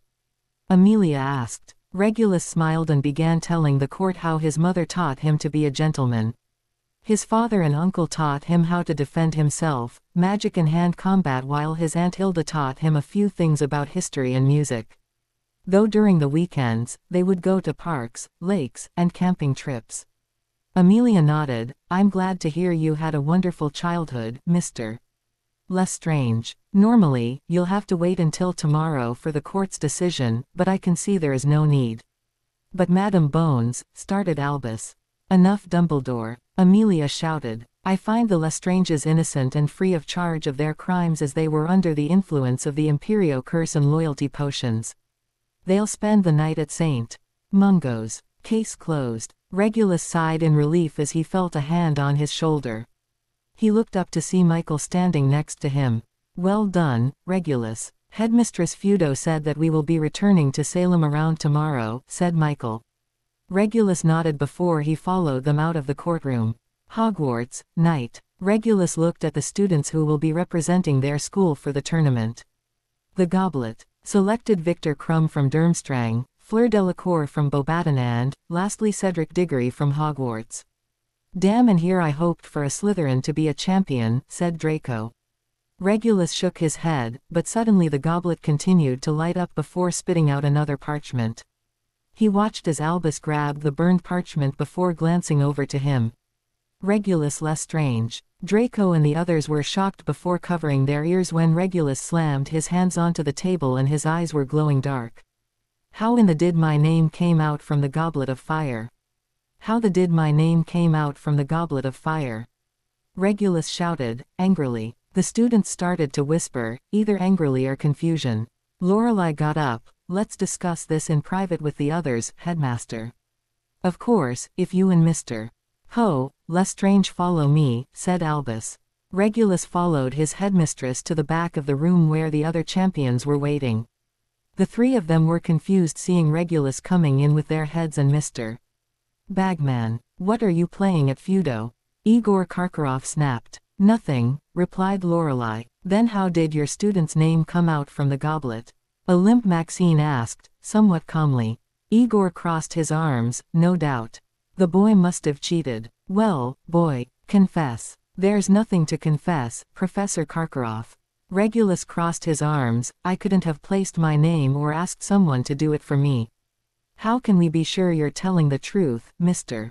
Lestrange? Albus asked. Have you suddenly gained amnesia, Dumbledore? Lorelei sneered. Mr. Lestrange and I went to the ministry for his parents' trial as the same time the goblet was placed in the Great Hall. Oh, of course. Must have slipped my mind, my dear, said Albus. I'm not your dear, hissed Lorelei. So, what's going to happen? Minerva asked. Well, the child's name is under a binding magical contract, said Mr. Bagman. But his magical signature is not. Albus widened his eyes, but that means. Lorelei laughed. Mr. Lestrange doesn't have to compete, unless. Albus and the others turned around to see Regulus smirking mischievously. Severus shook his head. Merlin, help us all. But whose magical signature is in the contract if it's not his? Igor asked, impatiently. I might be able to find out, but it's going to take some time, offered Lorelei. Mr. Bagman clapped his hands together. Wonderful. Shall we get going? Albus and the others nodded, but as they were about to leave, Albus yelped when his butt was in fire. Quickly, Minerva doused the flames with a water spell before they turned over to Regulus. Regulus held his hands up. Don't look at me. I swear. Everyone was confused before hearing a soft giggle coming from. Forgive me, Dumbledore, Lorelei smirked. My flames have a mind of their own sometimes. It's all right, Lady Feudo, Albus coughed. Element magic can be unpredictable. Lorelei smirked. Yes, very unpredictable. Severus sighed while Regulus laughed a bit. After an hour, Regulus returned to the Slytherin table while Lorelei took the goblet and left the Great Hall. Albus and the others took their seats while Bagman walked to the podium. Attention, at this moment on, the Tri-Wizard Tournament became the Quad-Wizard Tournament. Representing for Salem Academy is Regulus Lestrange, our fourth champion. The hall became deadly silent until Ron slammed his hands on the table angrily and got up from his seat. He can't be in the tournament. He's a fourth year, not even of age. Silence, Mr. Weasley, and sit back down. Severus snapped. Mr. Bagman, continue. Yes, well, you see, there's a year difference in Salem Academy. Mr. Lestrange is a seventh year. Prefect student, explained Mr. Bagman. According to Headmistress Feudo, while his age is 14, he's a skilled duelist and has entered countless tournaments against opponents twice his age. The students widened their eyes with different thoughts in their minds. The Gryffindors were glaring at him with jealousy, the Ravenclaws were curious how strong Regulus is, the Hufflepuffs were shocked and the Slytherins looked smug. If there are no questions, let the Quad Wizard tournament begin. Mr. Bagman said, excitedly. We'll be weighing the champions' wands on the 13th. Good night to you all. At the Slytherin table, Nyla and Astrid were glaring at Regulus. Nyla gritted her teeth. Explain, now. I want a decent challenge, replied Regulus. Besides, if I turned down this tournament, the Academy would receive negative reviews and a bad reputation. Parents wouldn't send their children to a coward school. Nyla was about to argue when they heard screaming and shouting all over the hall. That's when Pansy screamed and ran off with several other girls. Draco and his friends looked down to see their desserts were turned into roaches, the drinks were turned into maggots and the floating candles were dripping acid liquid. The students who didn't run were under the tables to avoid the fallen acid. What in Merlin's, Albus? The students looked over at the head table to see the headmaster's face turned into a pig with purple zits all over him. The other professors had different colors of hair and skin minus their potion professor, who was smirking. Regulus and Irving high-five each other while their friends were laughing their butts off. Draco and his friends were dumbfounded. Wah, what just happened? And why can't I feel the acid? Tracy asked. Just their yearly Halloween prank, replied Lelouch. He then smirked. Nice touch of the pig transformation, you two. Regulus and Irving gave them a dramatic bow. For your second question, Yuki cast a shadow barrier that's protecting us, said Michael. Too bad your friend ran off before Yuki cast it, said Jack. Forget about Pansy. What I'm curious is why Professor Snape didn't change. Blaise asked. I warned Irv not to prank my godfather, replied Regulus. During his Hogwarts days, he was pranked horribly by some arrogant students. Well, brilliant prank, but you guys didn't allow me in on it, pouted Nyla. Sorry Nyla. I promise we'll include ya in the next one, but you know, Irving grabbed a maggot and ate it, you can eat them. They're full of protein. Daphne and the girls minus Nyla and Astrid made a squeamish look on their faces. How long is this going to last? Yuki asked. A few hours, maybe 3, answered Regulus. Ah, not long enough, pouted Astrid, you should have made it last for 2 days or longer. I wish we could, but then the potion won't have been finished in time, said Irving. Reg, Kylie bit her lip, what is your mom going to do upon hearing you taking part in this tournament? Regulus paled. She'll go, kill Bill, on the school.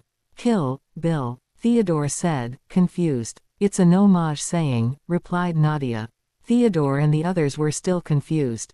Draco sighed. In America, non-magical people are called no-mage while we call them muggles. Oh, so, what does it mean? Daphne asked. Lelouch snorted. It means that your freakin' headmaster is dead. At night in his quarters, Severus just finished talking to Narcissa who was going to visit her sister at St. Mungo's when he heard a knock on his door. He opened the door and glared at his visitor. What do you want, Black? Sirius sighed. Can we talk? In private. It's about Regulus. Severus looked straight into Sirius' eyes and could see the betrayal in them. He sighed before stepping aside. Now. Sirius nodded and took a seat on the couch while Severus sat on an armchair by the fireplace. Severus snapped his fingers and a cup of fire whiskey appeared in front of Sirius. Spill, Black. What about my godson? Severus asked. Sirius took a deep breath before telling him about Dumbledore's plan, having Regulus stay in Britain by using loyalty and love potions. Loyalty potions for him to be loyal to Albus, and love potions for him to fall in love with Ginny Weasley. That low-life, meddling, old goat, hissed Severus. He then narrowed his eyes slightly at him. Why are you telling me this, Black? I want to help, said Sirius, awkwardly.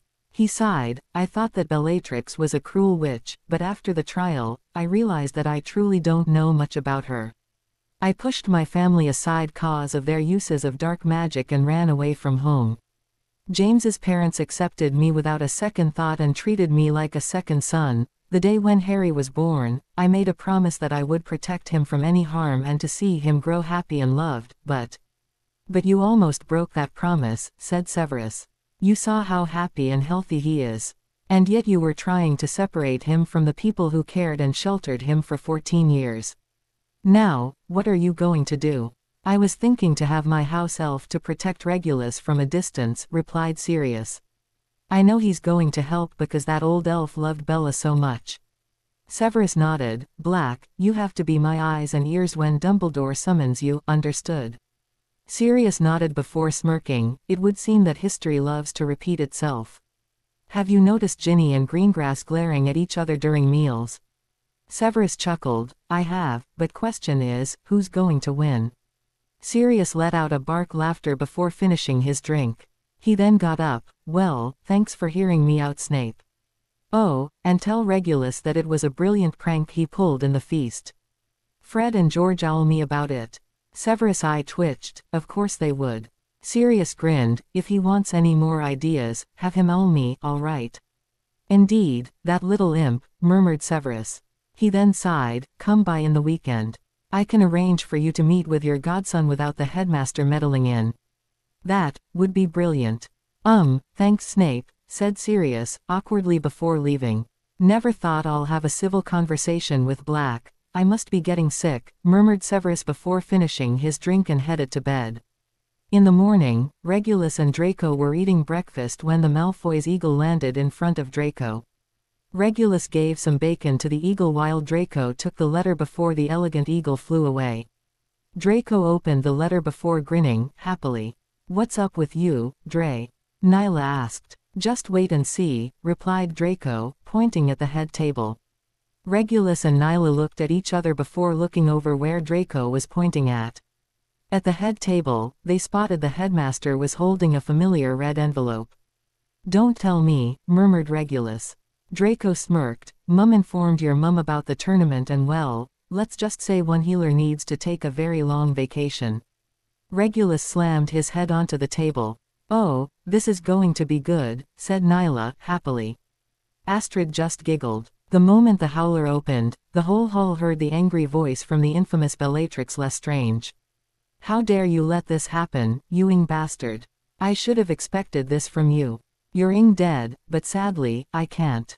I promised my sister, but you better find out who placed my son's name in the goblet, you piece of trash. If not, I'll cut you into pieces with a ing burning sword. The howler suddenly turned into flames, leaving the headmaster in shock. Irving and the others started laughing upon seeing the shocked looks from the students. Oh man, Reg, your mom sure can bring hell, laughed Irving. That was priceless, said Astrid, holding onto her stomach. Regulus just smirked before getting up. Come on, let's get some fresh air before class start. They agreed before leaving the hall and headed to the lake. They spotted a tree nearby and sat around it. That's when Lelouch spotted 3 students walking towards them. Who are they? He asked. Draco, Nyla and their friends turned to see where Lelouch was looking at. Blaise sneered. That's just Granger, Weasley and his annoying little sister. Draco placed himself in front of them. He crossed his arms. What do you want, Weasel? That's when the small redhead came running over to Regulus. She offered him a warm smile. Harry, why don't you hang out with us? Yay, let's go somewhere better, said Ron. He then grinned. We can talk about how you were able to enter into the tournament. Even my own brothers couldn't fool the goblet. For the last time, I didn't place my name in the goblet. Regulus snapped. And who gave you permission to use my middle name? Only my friends and family can use it, and last time I checked, you're not. We can be if you let us. The female Weasley offered her hand. My name is Ginny, Regulus. Pleasure to meet you. Charmed, sneered Regulus, ignoring her hand. Now, can you kindly leave me alone? Ah, come on, not until you tell me how you did it, whined Ron. Did you ask an older student from your school? Or did you make an advance aging potion? How stupid can you possibly be? Nyla said. Let me refresh your brainless mind. Reggie wasn't even in the school when the goblet was placed in the Great Hall. Ron opened his mouth, but nothing came out. But how can you compete, Regulus? You're not of age, Hermione frowned. This tournament killed many wizards and witches. You could get hurt. Regulus shrugged. I don't mind a challenge. Victor is a pretty good duelist. The last time I fought him was 3 years ago in camp. Yay, he beat me, but he knew more spells than me. But this time, it's going to be different. You're not scared? Hermione asked. Of what? Regulus said. He then noticed Ginny was holding his arm. I have nothing to fear. Sure, my name did come out of the goblet, but since it wasn't me who placed it, my magical signature wasn't registered into the binding contract. Registering your magic. But the books I read about magical contracts states that you must fulfill the contract, or you'll lose your magic, said Hermione. Well, most of the time, they use a special quill that registers your magical signature into the contract, countered Regulus. The name doesn't really matter, but rather it's your magical signature. That's why if you don't fulfill what you vowed to do, you lose your magic or die. I was wrong. Hermione said in disbelief. No, you just didn't know about the magical signature, assured Regulus. Now if you would excuse us, would you let go of me, Miss Weasley? Nyla and Astrid smirked before grabbing hold onto Ginny's arms. They pulled the small redhead away from Regulus and pushed her to the ground. Back off. Reg doesn't want a clingy brat like you. Astrid shouted. Take a hint, Weasley. Nobody doesn't want you, sneered Nyla. Harry, tell your friends to be nice to me, whined Ginny. Who are you calling the shots? Regulus narrowed his eyes, and it's Regulus, not Harry. Wait, Ginny shouted. She got up and was about to grab Regulus' arm when Vincent and Gregory pushed her down. Again. Hey, don't push my sister, you slimy SS, snapped Ron. Ah, and what are you going to do about it? Pansy sneered before smirking, as the little cub going to cry for mommy. Go on, I'll be delighted to watch. This is just pointless, murmured Regulus before heading back to the castle. Irving, Nadia and Kylie looked at each other before running after their friend. Classes will start soon, stated Yuki. Michael, guide the academy students to the second floor. Professor McGonagall will lead you to an unused classroom where we will be using for our lessons. Michael nodded before heading to the castle to find the other academy students. Draco and his friends ignored the 3 Gryffindors and headed to the castle as well. I wonder what Uncle Sev wants to talk about, thought Regulus, entering his godfather's quarters. When he walked into the living room, sitting at the couch was Sirius and a shabby-looking man. What's going on here? Regulus asked. Regulus, let me properly introduce you to your biological father's friends.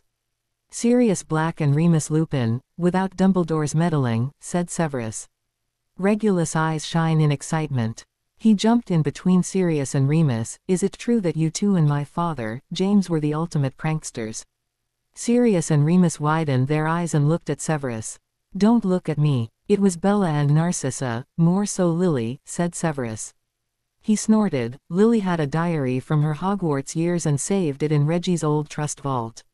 Narcissa found it and sent it to Bella, who would read it to Reggie as a bedtime story.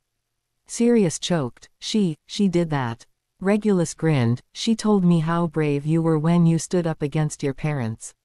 She wished that she could have done that, but she had to protect her sisters, she had to pretend to be this perfect pureblood heiress. Sirius placed his hands on his head, feeling guilty for not being able to protect his cousin. Remus patted Regulus' head. Well, that's all in the past. Now, your question. Yes, Sirius, your birth father and I made many pranks during our time in Hogwarts. Regulus smiled before frowning. But why did you two and James always targeted Uncle Sev so much and caused him so much pain? Remus sighed. Sadly, we were young and foolish, Regulus. He then looked at Severus. I know that an apology wouldn't do, but I hope you can forgive us someday.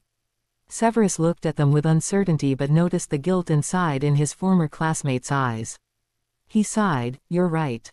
A simple apology wouldn't do, but we can try to be civil, but not in front of Dumbledore. Sirius and Remus agreed. Throughout the evening, Regulus spent time with his 2 godfathers and surrogate uncle.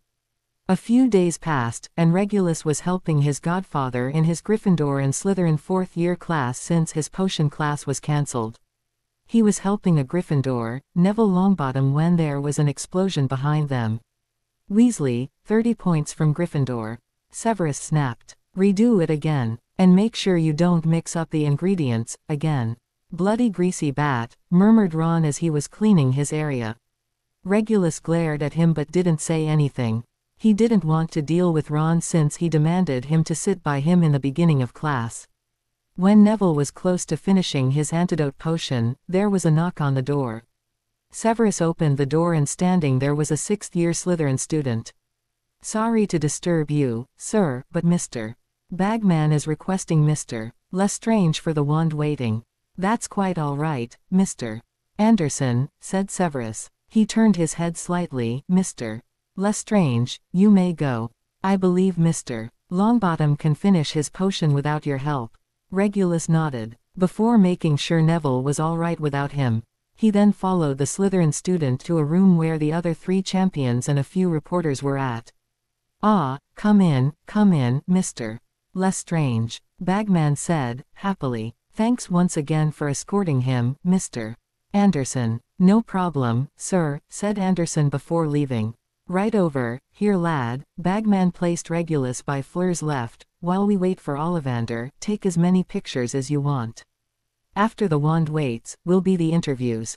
Regulus twitched his eyebrow. He never liked the attention back at Salem when he wins the annual horse races or tournaments.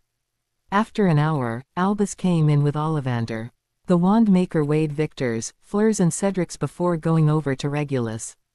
Ollivander's eyes brightened. "In all my years of wand making, I never came across a wand with many cores and a brilliant wood. My boy, it's an honor to hold such a wand."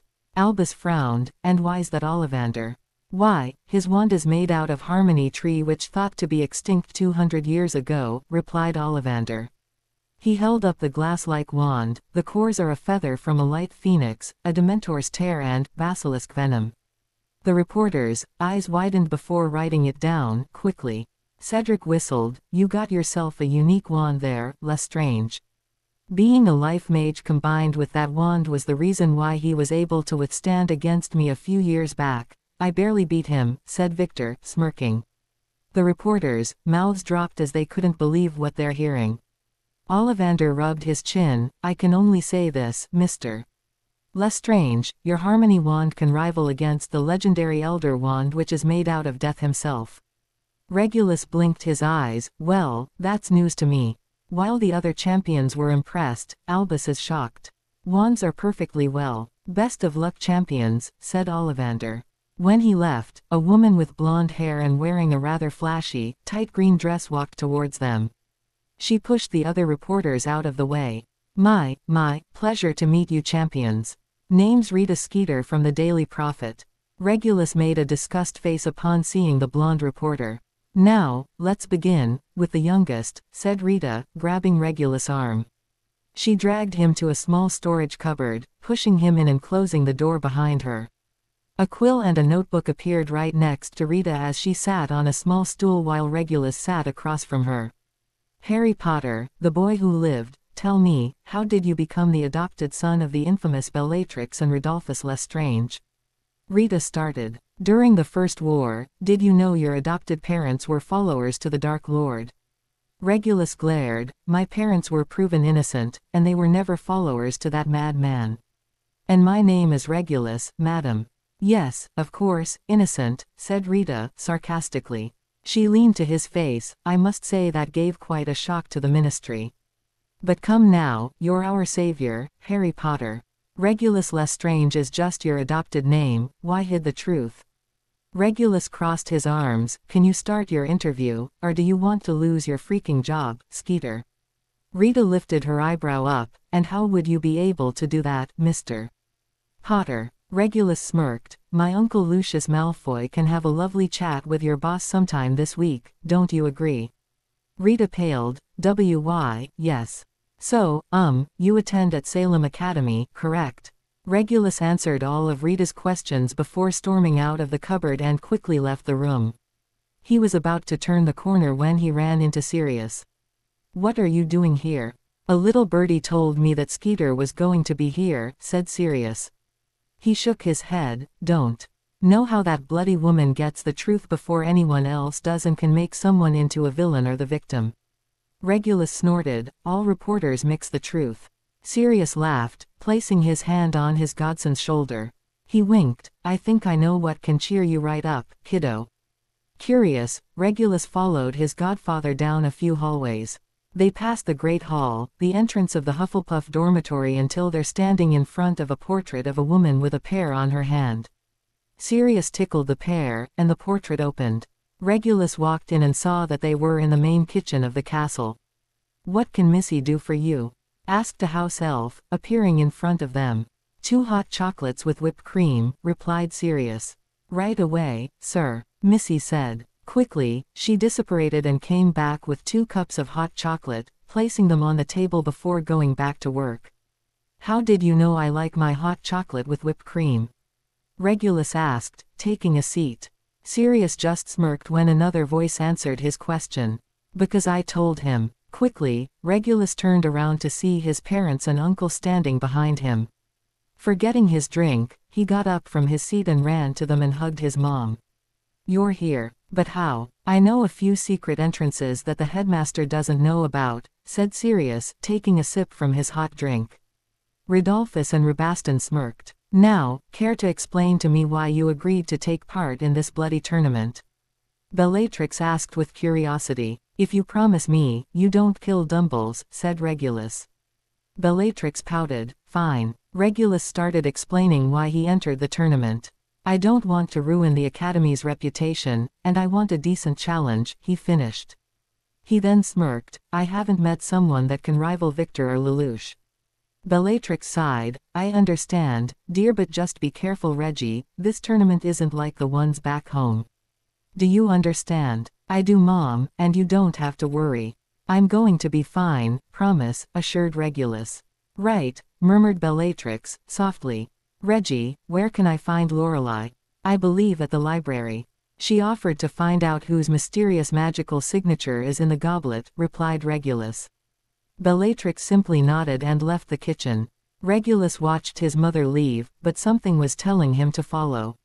However, he was stopped when his father placed his hand on his shoulder. Dad, Regulus said. That's when he felt some nervousness in his father's aura. Are you sure about this, son? This tournament will be difficult, said Rodolphus with worry. Regulus was about to reply when his uncle started laughing. Rabaston smirked. Brother, have you forgotten that Reggie bested Auror Jackie in his 3rd year? Must have slipped my mind, murmured Rodolphus. Sirius widened his eyes. Wait. Are you saying that Reg beaten a trained Auror? That's correct, Sirius. Regulus was given a chance to face off Auror Jackie Peterson. The duel lasted about 15 minutes. Jackie was knocked out while Regulus was standing with a grin on his face, explained Rodolphus. Rabaston winked, and that's why you shouldn't be a worrywart, brother. Reggie, here we'll show these freaking wizards a thing or two, right? Regulus simply nodded. Sirius whistled and was about to say something, when another house elf appeared before them with a horrified look on her face. Help! Someone help! There's a crazy woman attacking the headmaster. Rodolphus cursed silently while Sirius, Rabaston and Regulus widened their eyes. They dashed out of the kitchen and headed to the headmaster's office. Meanwhile, Albus was using his chair as a shield to avoid getting hit from Bellatrix's hexes.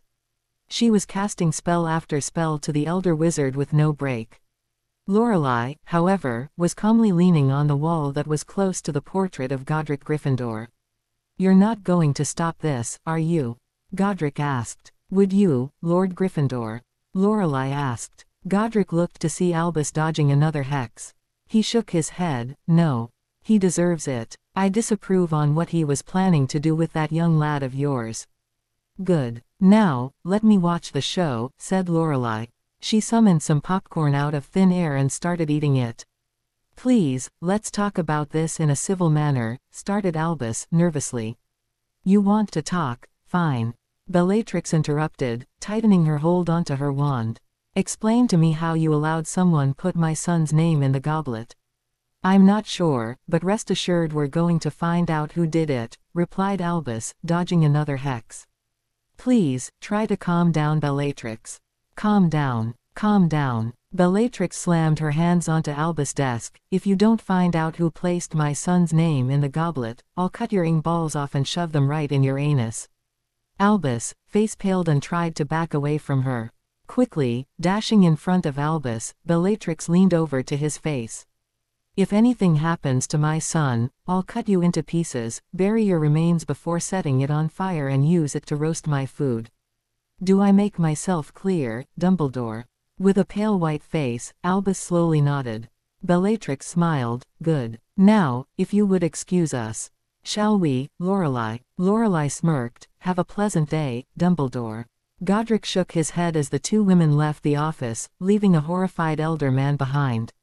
When Bellatrix and Lorelei reached downstairs, they run into the Lestrange brothers, Sirius and Regulus. "Please don't tell me you killed the headmaster, Mom," said Regulus. He then noticed Lorelei. "Headmistress Feudo, why are you here?" Lorelei laughed. "Keeping my promise. But I didn't say anything about hexing that old fool. It was quite entertaining. I can see where you got your skills from." Regulus smiled, sheepishly. "The question is Dumbledore still sane?" Rodolphus asked. The two witches looked at each other before giving them a mischievous grin. Lorelei waved her hand. "Don't worry, he's fine. Bella just gave him a warning, that's all." The Lestrange brothers and Sirius shook their heads while Regulus slapped his forehead. Bellatrix clapped her hands. "Now, if I remember correctly, doesn't young Nyla attend here? What house was she sorted into again?" "I bet Ravenclaw, right kiddo?" Rabaston said. "No, Slytherin. Didn't Nyla's mom tell you?" Regulus replied. "I don't remember," murmured Rabaston, sheepishly. Regulus sighed. "You guys bet, didn't you?" Bellatrix laughed. "But of course." "Oh, Rabbi, you owe me $10 and a trip to Russia." "Damn it, and here I thought Nyla was Ravenclaw material," murmured Rabaston while his brother snickers behind him. "As in Nyla Vior?" Sirius asked as they headed towards the Slytherin dormitory. Regulus was looking around at the herbology section while his cousin and the others went to Hogsmeade. Draco tried to encourage him to come along, but he told him that he needed some time for himself. Irving and his friends understood while Draco and the others were slightly disappointed but understood as well. In truth, he's working on a potion that might cure different cancers, but he's having trouble on which ingredient to use in the next step. Regulus rubbed his neck before heading over to the potion section when he spotted Granger, who was reading a rather large book. She and Weasley have been bothering him about how he should be in Gryffindor, and it was his duty to kill Riddle when he comes back. What's weirder is that Weasley's little sister, Ginny, has been hanging around with him and his friends or when he goes to the library, which he finds it a bit creepy. Luckily, Nyla would transform anything Ginny was holding into something gross or charm her hair into a different color that wouldn't change back for several hours. Regulus sighed, not wanting to deal with the annoying Muggleborn. He was about to turn around when he heard Granger calling out to him. "Har, Regulus, what are you doing here?" Hermione asked. "I thought you went with your friends to Hogsmeade."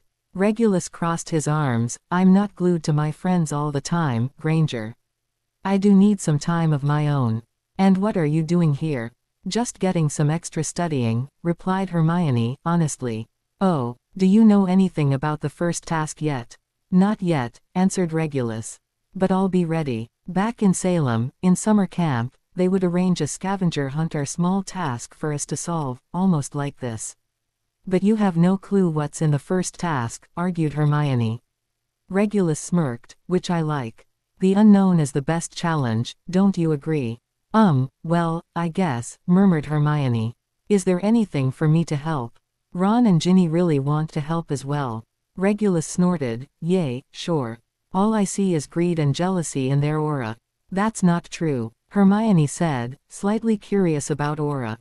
She then narrowed her eyes. "As Malfoy and Avior telling you false facts us." "Please don't listen to them, Regulus. They're the bad ones, not us." Regulus sighed. "Just because someone is sorted into a house, doesn't tell you if that person is good or bad. Don't judge a book by its cover. Ever heard of that saying?" Well, yes, I have," murmured Hermione before shaking her head, "but all dark wizards have come from the House of Slytherin." "So, does that mean that Merlin was a dark wizard?" Regulus questioned. Hermione widened her eyes. "What? He practically raised Salazar Slytherin and Rowena Ravenclaw." Regulus sighed. "Get your facts straight, Granger." Hermione gritted her teeth. "I know the whole history about the four founders." I'm never wrong. Oh, Regulus smirked. All right, let's make a deal. I'll ask you a question and if you get it right, I'll allow you to help me. Hermione smiled. Deal, but there's no need to question me. We'll see about that, said Regulus. He then took out a dark green and silver book from his shoulder bag. Hermione noticed that the book had the Hogwarts crest on the front, and on the side, it has the Four Houses crest. Wah, where did you get it? Hermione asked, slightly in demand. None of your business, snapped Regulus. He opened the book. Let's see. What caused Salazar Slytherin to hate the Muggles? Hermione snorted. Too easy. It's because they weren't magical and didn't trust them. Regulus smirked. You're half right. Hermione widened her eyes. What? It's the truth. Let me see that book. Regulus shook his head, closing the book and placing it inside of his bag. He hated the Muggles because of the witch burning and hanging during the 1600s. The villagers believed that the witches were the servants of the devil. I guess I can see why he would hate the Muggles during that time, murmured Hermione. She then shook her head, but he never gave Muggleborns a chance. He didn't allow them to be sorted into his house. He even created a chamber that had a deadly basilisk to kill them. Bull crap, said Regulus. The four founders created the chamber. It was specially designed for extra defense in case witch hunters attack Hogwarts. The basilisk was born and raised by the founders themselves. She was placed as the protector for Hogwarts. Well, she wasn't doing her job properly, said Hermione. She crossed her arms. About 50 years ago, a Muggleborn was killed by that monster. Ever thought that she was in the wrong place, at the wrong time, stated Regulus. Hermione opened her mouth but then closed it as she never thought about it. Back then, Salazar did have a few Muggleborns in his house, but he noticed that they were being abused at home. They were even called the devil spawn, said Regulus, grimly. Hermione widened her eyes. After a while, Salazar allowed the Slytherin Muggleborns stay at Hogwarts for protection from their families, finished Regulus. Hermione shook her head. Times has changed. My parents are nothing like that. They accepted me for being a witch. Regulus snorted. Your parents? Yes, but what about your relatives? Do they know that you're a witch? Well, no, they don't, replied Hermione, biting her lip. But Professor McGonagall told us not to inform my relatives about of me being a witch and attending a magical school. Instead, I'm attending a boarding school in Scotland. And do you know why? Regulus asked. Well, stuttered Hermione. Regulus gritted his teeth. It's because your freaking ministry don't want to accept Muggles at all. Why is it that the British wizarding community still in the Middle Ages? Why is there no advanced technology? That's because technology and magic don't mix well, countered Hermione, recalling when she done some accidental magic near technology. Besides, the ministry is just trying to protect us from persecution and misunderstanding. Cowards, murmured Regulus. In Salem, where the witch trials started overseas, the ministry works with the Muggle authorities. Purebloods, half-bloods, Muggleborns and squibs live there in peace. Hermione couldn't believe that there was a place where magic was welcomed and open to the Muggles. She looked down at the book she was reading and stayed silent. If you want to know the truth, seek it out yourself, said Regulus. Hermione watched Regulus leave the library before she left as well. Many thoughts were going through her head and many questions that needed to be answered. Was Salazar Slytherin truly evil? Was he really trying to protect the Muggleborns? The brunette headed to the Gryffindor Tower and sat down on the couch. She sat there for who knows how long until she was startled when the portrait opened and came in was her friends. Hey Myone, greeted Ginny. She sat next to her. Next time, you're coming to the next Hogsmeade visit. I was really bored without you. My brother was being annoying. Hermione just nodded, staring at the fireplace. Hey, it's not my fault. Ron said. Harry wasn't at Hogsmeade. I wanted to tell Harry about what he's going to face in the first task, but I couldn't find him. You know, Hermione said. Yay, Charlie Owl me stating that a few dragons will be coming for the tournament, said Ron. He snorted. I bet Harry has no clue what he needs to defend himself against a bloody dragon.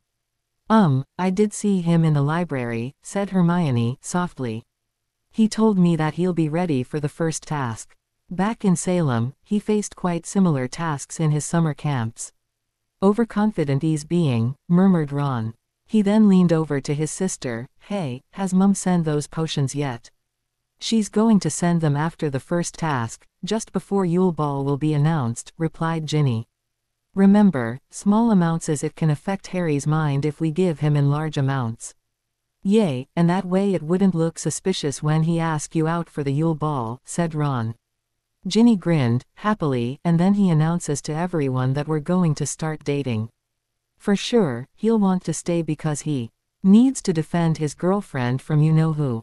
Soon, Harry will see reason and be back to us before the school year ends, said Ron. Can't wait. How about you, Hermione? Hermione, hello. Oh, yes, of course. Sorry, I'm going to bed early. A bit worn out, murmured Hermione.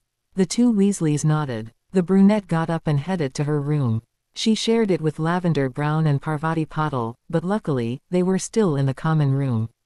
Hermione changed her robes into her pajamas before sitting down on her bed, closing the curtains. She hugged her legs and placed her chin on her knees. For the first time, the brilliant brunette Muggleborn was in a total loss. She didn't know who to believe now. Ever since the headmaster informed her about Harry's return, she thought she was going to encounter a Muggle-hating boy who lived. However, that wasn't the case even though he was raised by Death Eaters, the Lestranges. True, he was cold to them, but who wouldn't be? He was being forced to stay in a place where he didn't want to be. Hermione sighed. I need answers, I'll ask Sirius and Remus. With that, she grabbed a book by her nightstand and started reading a bit before going to sleep. In the morning, Hermione quickly changed and wrote a message for Sirius and Remus. Dashing out from the Gryffindor Tower, she went to the Ollery Tower and handed her message to the barn owl before heading to the Great Hall. She took her seat at the Gryffindor table and started filling her plate with her usual morning breakfast. She was eating when Ginny walked over to her and sat down. Morning, where were you? I couldn't find you at the tower, said Ginny. Oh, I had to renew a book as I didn't finish reading it, Hermione lied. Ginny nodded, but as she was filling her plate, she spotted Regulus entering the hall. She sighed, how can we get Harry to understand us? And he was supposed to be sorted into Gryffindor and destined to be with me. What do you mean, Ginny? Hermione asked. The redhead giggled, my mother and headmaster created a marriage contract. I was 9 at the time when my mum told me that someday I'll be the future wife to the boy who lived. Hermione choked, marriage C contract. Ginny, you shouldn't have agreed to that. What if Regulus doesn't love you? What if he loves someone else? Ginny rolled her eyes, that's where the potions come in. Then her eyes started to shine, not only I'll be Lady Potter, but I'll be Lady Black and Lestrange as well. I heard that those two dark families have quite a fortune and a few manors around Britain, Spain, France, and Russia. I see, murmured Hermione. That's when an elegant owl landed in front of her. Tied around the owl's leg was a message which the brunette took and gave some bacon to the owl. Who's it from? Ginny asked. Before Hermione could reply, Ron sat across from them and started filling his plate full of food. Ginny frowned. You're late, Ron. Ah, it's Sunday, Ginny. I could sleep in if I want to, whined Ron. He then stuffed his mouth full of pancakes. So, you did finish your homework, right? Ginny smirked. Ah, I'll do it later, Gin. Let me eat, snapped Ron. Hey Myone, would you mind helping me? Oh, sorry Ron, but I still need to finish my arithmancy assignment, and I need to be in the library for that, replied Hermione. She then got up, but I'll see if I can help you after dinner. Ron nodded before continuing with his breakfast. Hermione was relieved that Ginny didn't ask about the letter again as it was from Sirius, telling her to go to Professor Snape's office after breakfast. Carefully, she headed to the dungeons without being spotted by any Slytherins. It took a few minutes until she reached the portrait that leads to the potion master's quarters. The brunette took a deep breath and knocked on the door 3 times. Come in, Miss Granger. Hermione opened the door and saw not just Sirius, but Remus, Professor Snape, and the headmistress of Salem Academy was there. Don't be shy, young one, said Lorelei, softly. Come, sit. Make yourself comfortable. Hermione nodded before taking a seat on an armchair. Now, in your letter, you wrote that you were having doubts. Sirius asked. About the headmaster's plan. Hermione bit her lip. Well. She then took a deep breath. Before school began this year, the headmaster told us that Harry Potter will finally be returning, after being rescued from Death Eaters who kidnapped him from his Muggle family. 13 years ago, I thought I was going to meet a Muggle-hating teen, but instead. Severus closed his eyes. It was the opposite. Bella and her husband raised Regulus to be a well-mannered young man who thinks of others' well-being. Hermione smiled a bit before shaking her head. I hate myself for almost destroying a family, a close family. Lorelai frowned a bit. There's something else you want to tell us, don't you? Hermione closed her eyes. Before coming here, Ginny told me that the headmaster and Mrs. Weasley created a marriage contract between her and Regulus. They did what? Sirius and Severus exploded. Remus gritted his teeth. That would explain the love potions. Black, go to the Gringotts with Bella and get rid of that bloody contract. Severus said. We'll go tonight, assured Sirius before looking sheepishly. Do you have some powerful calming drafts? In case I need them. Severus nodded. I'll give you 3 as Bella's temper can match as a bloody dragon. So, we have Sirius' personal house elf keeping an eye on Regulus' food and drinks. And the marriage contract will be destroyed. Lorelai gritted her teeth. That meddling bastard, what else is he planning to do? Severus sighed. Who knows? But what's important is to protect Regulus.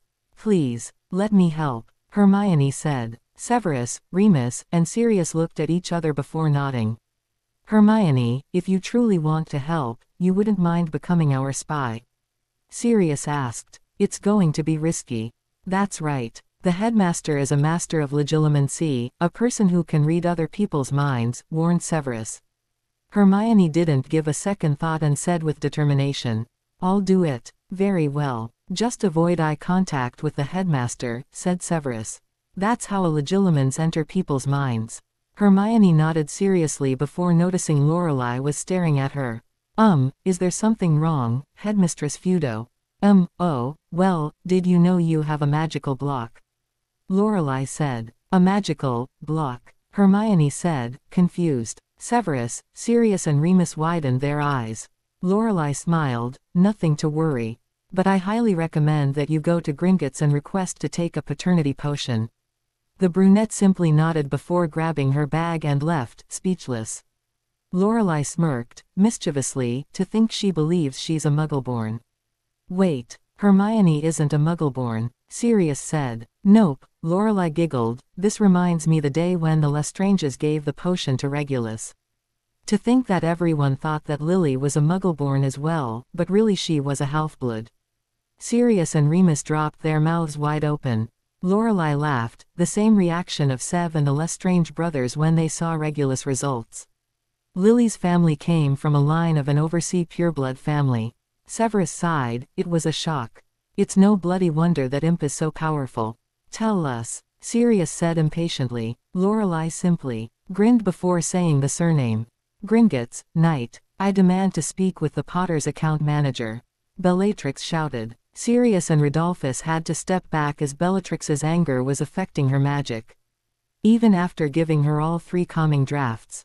Normally, the goblins would ignore any kind of demand from any wizards and witches, but right now, they were scared.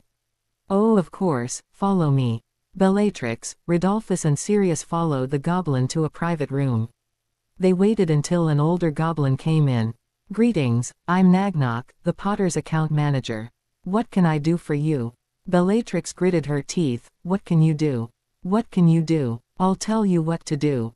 Destroy that illegal marriage contract between my son and that greedy, little, Ginevra Weasley. Nagnok widened his eyes. Your son. Rodolphus handed him Lily's letter. Nagnok read it before shouting, Griphook. Yes, sir. Go and find a marriage contract between Mr. Regulus Lestrange, formerly known as Mr. Harry Potter and Miss Ginevra Weasley in the main Potter vault, ordered Nagnok.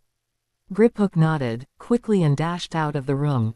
Within minutes, the goblin came back and handed the parchment to the elder goblin. Nagnok broke the seal and read the context before frowning. This contract was created on May 3, 1990. Albus Dumbledore and Molly Weasley signed as witnesses. I never gave authorization to Dumbledore to create this contract. Sirius snapped. Burn it. That little just want to get her greedy little hands on his money. Bellatrix said angrily. She then narrowed her eyes, and don't forget about her harpy mother of hers. Actually, the marriage contract is non-void since there was no Harry Potter when this contract was created, smirked Nagnok. Sirius burst into laughter while Bellatrix and Rodolphus sighed in relief. Now, would you like to reclaim the Potter vaults? Nagnok asked. Bellatrix frowned, but I thought Regulus lost claim since he's not a Potter anymore. True, but your son still has a small claim to the Potter fortune. If not, the Blacks are next in line to claim it due to Lady Doria married to Lord Charles Potter, explained Nagnok. Then Sirius can claim it. He's the current Lord Black, said Bellatrix. But I named Harry my heir, so he still get those vaults once I pass on, said Sirius. Bellatrix and Rodolphus looked at each other before nodding. What do we have to do to reclaim it? Bellatrix asked. Smirking, Nagnok worked with the Lestranges on giving back the Potter's fortune to its rightful owner. In the past, the Elder Goblin recalls the times how Dumbledore and Molly would withdraw galleons from the Potter vaults, with Sirius Black's permission. However, since Regulus will be regaining back the Potter vaults, Dumbledore and Molly can't get access to the money even with Sirius' permission. Nagnok chuckled. I can't wait to see Dumbledore's and Mrs. Weasley's faces when they can't access the Potter vaults. Hogwarts, November 24. Regulus was petting the mini dragon he was soon going to face, the Hungarian Horntail. His headmistress had informed him about the dragons, and objective was to collect a golden egg from a female dragon. The dragons were selected by pulling them from a purple bag. Victor pulled out a Chinese fireball. Fleur pulled out a common Welsh green. Cedric pulled out a Swedish short snout. Regulus sighed. Danger loves to seek me out. I hope Mom doesn't curse Dumbledore too badly. First was Victor, to get the egg from the Chinese fireball. He mostly did a dodge and run strategy and blocked the incoming fireballs, but at the end, Victor lost points when the dragon stomped a few eggs. Second was Fleur, who barely got her egg from the Welsh green dragon. She mostly received a couple of burns after a few close calls. Third was Cedric, who transformed a few boulders to wolves to distract the Swedish short snout while he tries to sneak behind the dragon. However, the teenage Hufflepuff slips which got the dragon's attention. Avoiding the fireballs, Cedric grabbed the egg and ran off.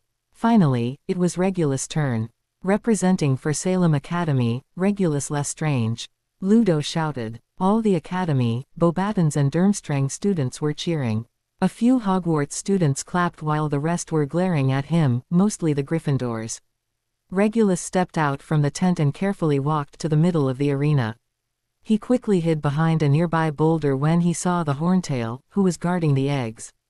Well, here goes nothing, he thought before slowly walking over to the female dragon. That's when the Horntail started to smell something. She curled her tail around her unborn hatchlings and looked around to see a human walking towards her.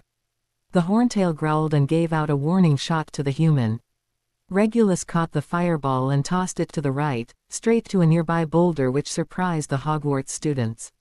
Listen, noble dragon, I'm not your enemy. The Horntail let out a furious roar before firing another shot to Regulus. Meanwhile at the stands, Draco and his friends were on edge while Regulus' friends were sitting calmly on their seats. Behind them were Ron, Hermione, and Ginny. Blimey Harry, who would have thought that he could do that, said Ron. He then clenched his hands into a fist, but he better do something than just stand there. I bet he has something in his sleeve, assured Hermione. She was amazed on how Regulus just tossed the fireball like a baseball. Why yay, Hermione's right. He's after all the boy who lived, said Ginny, nervously. She was holding onto her skirt tightly and biting her lower lip. Daphne, who was near to Ginny, shook her head upon hearing what she said. She then noticed Regulus' friends didn't look worried at all. She gritted her teeth. How can you guys be so calm? You're not worried if Regulus gets hurt at all. Astrid laughed. There's no need to, Daph. Reggie had faced stronger opponents who were older than him back home. He's that powerful? Tracy asked in disbelief. Nyla smirked. Oh, he is. He just hates the attention. I wonder if he's going to transform, said Irving, excitedly. Transform? Blaze asked. Is he an animagus? Pansy asked. Kylie giggled. You'll find out, soon enough. Meanwhile at the teacher's box, Lorelai was using her shadow magic to hold Bellatrix down as she wanted to struggle Dumbledore. Release me, Lorelai. Release me this instant, Bellatrix shouted. And you returning to those holding cells? I don't think so, and don't underestimate your son, said Lorelai. She's right, dear. Our son will be just fine, assured Rodolphus. Bellatrix sighed. I know, but that doesn't stop me from worrying. I understand, Bella. All mothers do. Take my word, said Lorelai, softly, then looked back down at the arena. She then smirked. Besides, he can finally show you his progress on his training. He started already? Bellatrix asked. Lorelai winked. Just sit back and watch. Bellatrix, Rodolphus, Rabaston, Severus, Sirius and Remus looked at each other when they heard loud gasps from the lower stands. They looked down at the arena and let out a gasp themselves. In front of the Horntail was a pure black dragon with long wings, a long tail, and the eyes were bright green. He's a night fury, Nyla said before frowning. Aren't that species of dragons died out about 2,000 years ago? No, they're still alive and well, said Michael. Professor Haddock's ancestor found a secret world for dragons where the night and light furies are thriving. The entrance can only be located by a dragon and only his family knows the location. So, they're like guardians to the dragons? Astrid asked. Michael nodded. Who is his ancestor? Blaze asked. Hiccup Horrendous Haddock III, the Dragon Whisper, replied Jack. During his era, dragons and Vikings were common enemies, but Hiccup and Toothless, a night fury he befriended, made a difference, continued Lelouch. The two defeated Green Death, a massive dragon that ordered the other dragons to get food for her. However, if they failed or brought small amount of food, she'll eat them instead, said Jack. Years later, Hiccup and Toothless took down an alpha dragon and his rider, Drago Bloodfist, who used fear to control the dragons, said Michael. His goal was to conquer the world with his enormous army of dragons, said Lelouch. But Hiccup and Toothless stopped him, of course. And Toothless became the new alpha dragon, finished Jack. Draco and his friends were in awe, as the same with Hermione and Ginny, who were able to hear the small history lesson. Nadia then turned her attention back to the arena. She grinned. Looks like Reggie is having a lovely conversation with the Horntail. Draco and the others looked back at the arena to see the Horntail had stopped firing. Instead, she and Regulus were growling softly at each other as if they were talking. Wah, how are you here, young Night Wander? I thought that your kind have been killed off long time ago. And where's that human I sensed? My kind have been living in a sacred place. Away from human hunters. And, as for the human, that's me. The Horntail roared, angrily. What? How is that possible? I'm a human who can transform into a dragon, explained Regulus. I see, then why are you here, human? Asked the Horntail, suspiciously. To inform you that one of your eggs is a fake, replied Regulus. What? Impossible. I would know if there's a fake egg, shouted the Horntail. She fired another fireball to Regulus, who used his wings as a shield. That's when he noticed the Horntail's tail was slamming around, close to the eggs. Please, great dragon, I come to thy no harm to you or your unborn hatchlings. If I break my vow, then let me burn in Hell's Gate. How do you know the scared vow, human? From my headmistress, Lady Lorelei Feudo, replied Regulus. You know Lay, human. She's my mentor. How do you know her? Regulus asked. She saved me when I was a hatchling. Hunters were about to capture and kill me, but she stopped them. Lay let me stay at her place until I was old enough to leave. The Horntail then looked at Regulus' green eyes. I will let you grab this fake egg, but I'm going to smell the egg first, and if you are lying, I'll burn you to death, understand? Regulus nodded before transforming back and slowly walked over to the nest. He grabbed the golden egg and lifted it up. Here, take a sniff. The Horntail sniffed at the egg before letting out an angry growl. Sensing the human was telling the truth, she licked Regulus before pushing him away from her eggs. "I'll take that as a thanks," murmured Regulus, heading back to the tent. The moment he stepped in, he was tackled by Nyla and his mother. The others entered, calmly. Rodolphus pulled his wife away from a slight blue face Regulus. "Bella, I would like my son to live another day, you too Nyla." While Bellatrix pouted with arms crossed, Nyla moved to Regulus' side, grabbing his arm and held it in a death grip. "Nyla, would you mind?" Regulus said. She shook her head and buried her head onto Regulus' shoulder. Good thing that Lily and Ashley aren't here, he thought. He knew his little sister and cousin would be crying their eyes out and wouldn't let go of him for hours. "That was awesome," Irving said, slapping Regulus back. Regulus winced a bit but gave his friend a grin. "Better than last time," stated Nadia. Kylie laughed. "That's right. You were labeled Dragon Boy." Regulus glared at the two girls for making him recall what happened last summer. He was only able to change his ears and gain the wings, but nothing else. He had to wait for the whole day until the counselor to change him back. Lorelei smiled. "Well done, you did brilliant. You'll soon be ready to fly." Regulus' eyes brighten. "Really? I can't wait, Professor." "The same with me. I can't wait to see you fly," Rabaston said excitedly. "Just be careful. You've given me a lot of scares and a few gray hairs, but nevertheless, I'm so enormously proud of you," said Rodolphus, smiling. "Stay strong and," Regulus smirked, "and show them no mercy." Sirius laughed. "So, what other abilities you are hiding, kiddo?" "Not telling," sang Regulus, smiling. Sirius pouted while Bellatrix laughed. The Lestrange brothers, Severus and Remus just shook their heads with an amusing look in their eyes. Of course, Regulus adopted Bellatrix's humor teasing. After leaving the former Quidditch stadium, Regulus and the others headed to the lake while Michael and Yuki stayed with Lorelei. "So, shall we see what's inside?"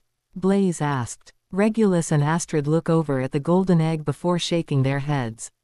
"I don't think that's a wise idea," Astrid replied. "Why?" Tracy asked. "Well, judging by the design, it could be related to the merfolk," Regulus answered.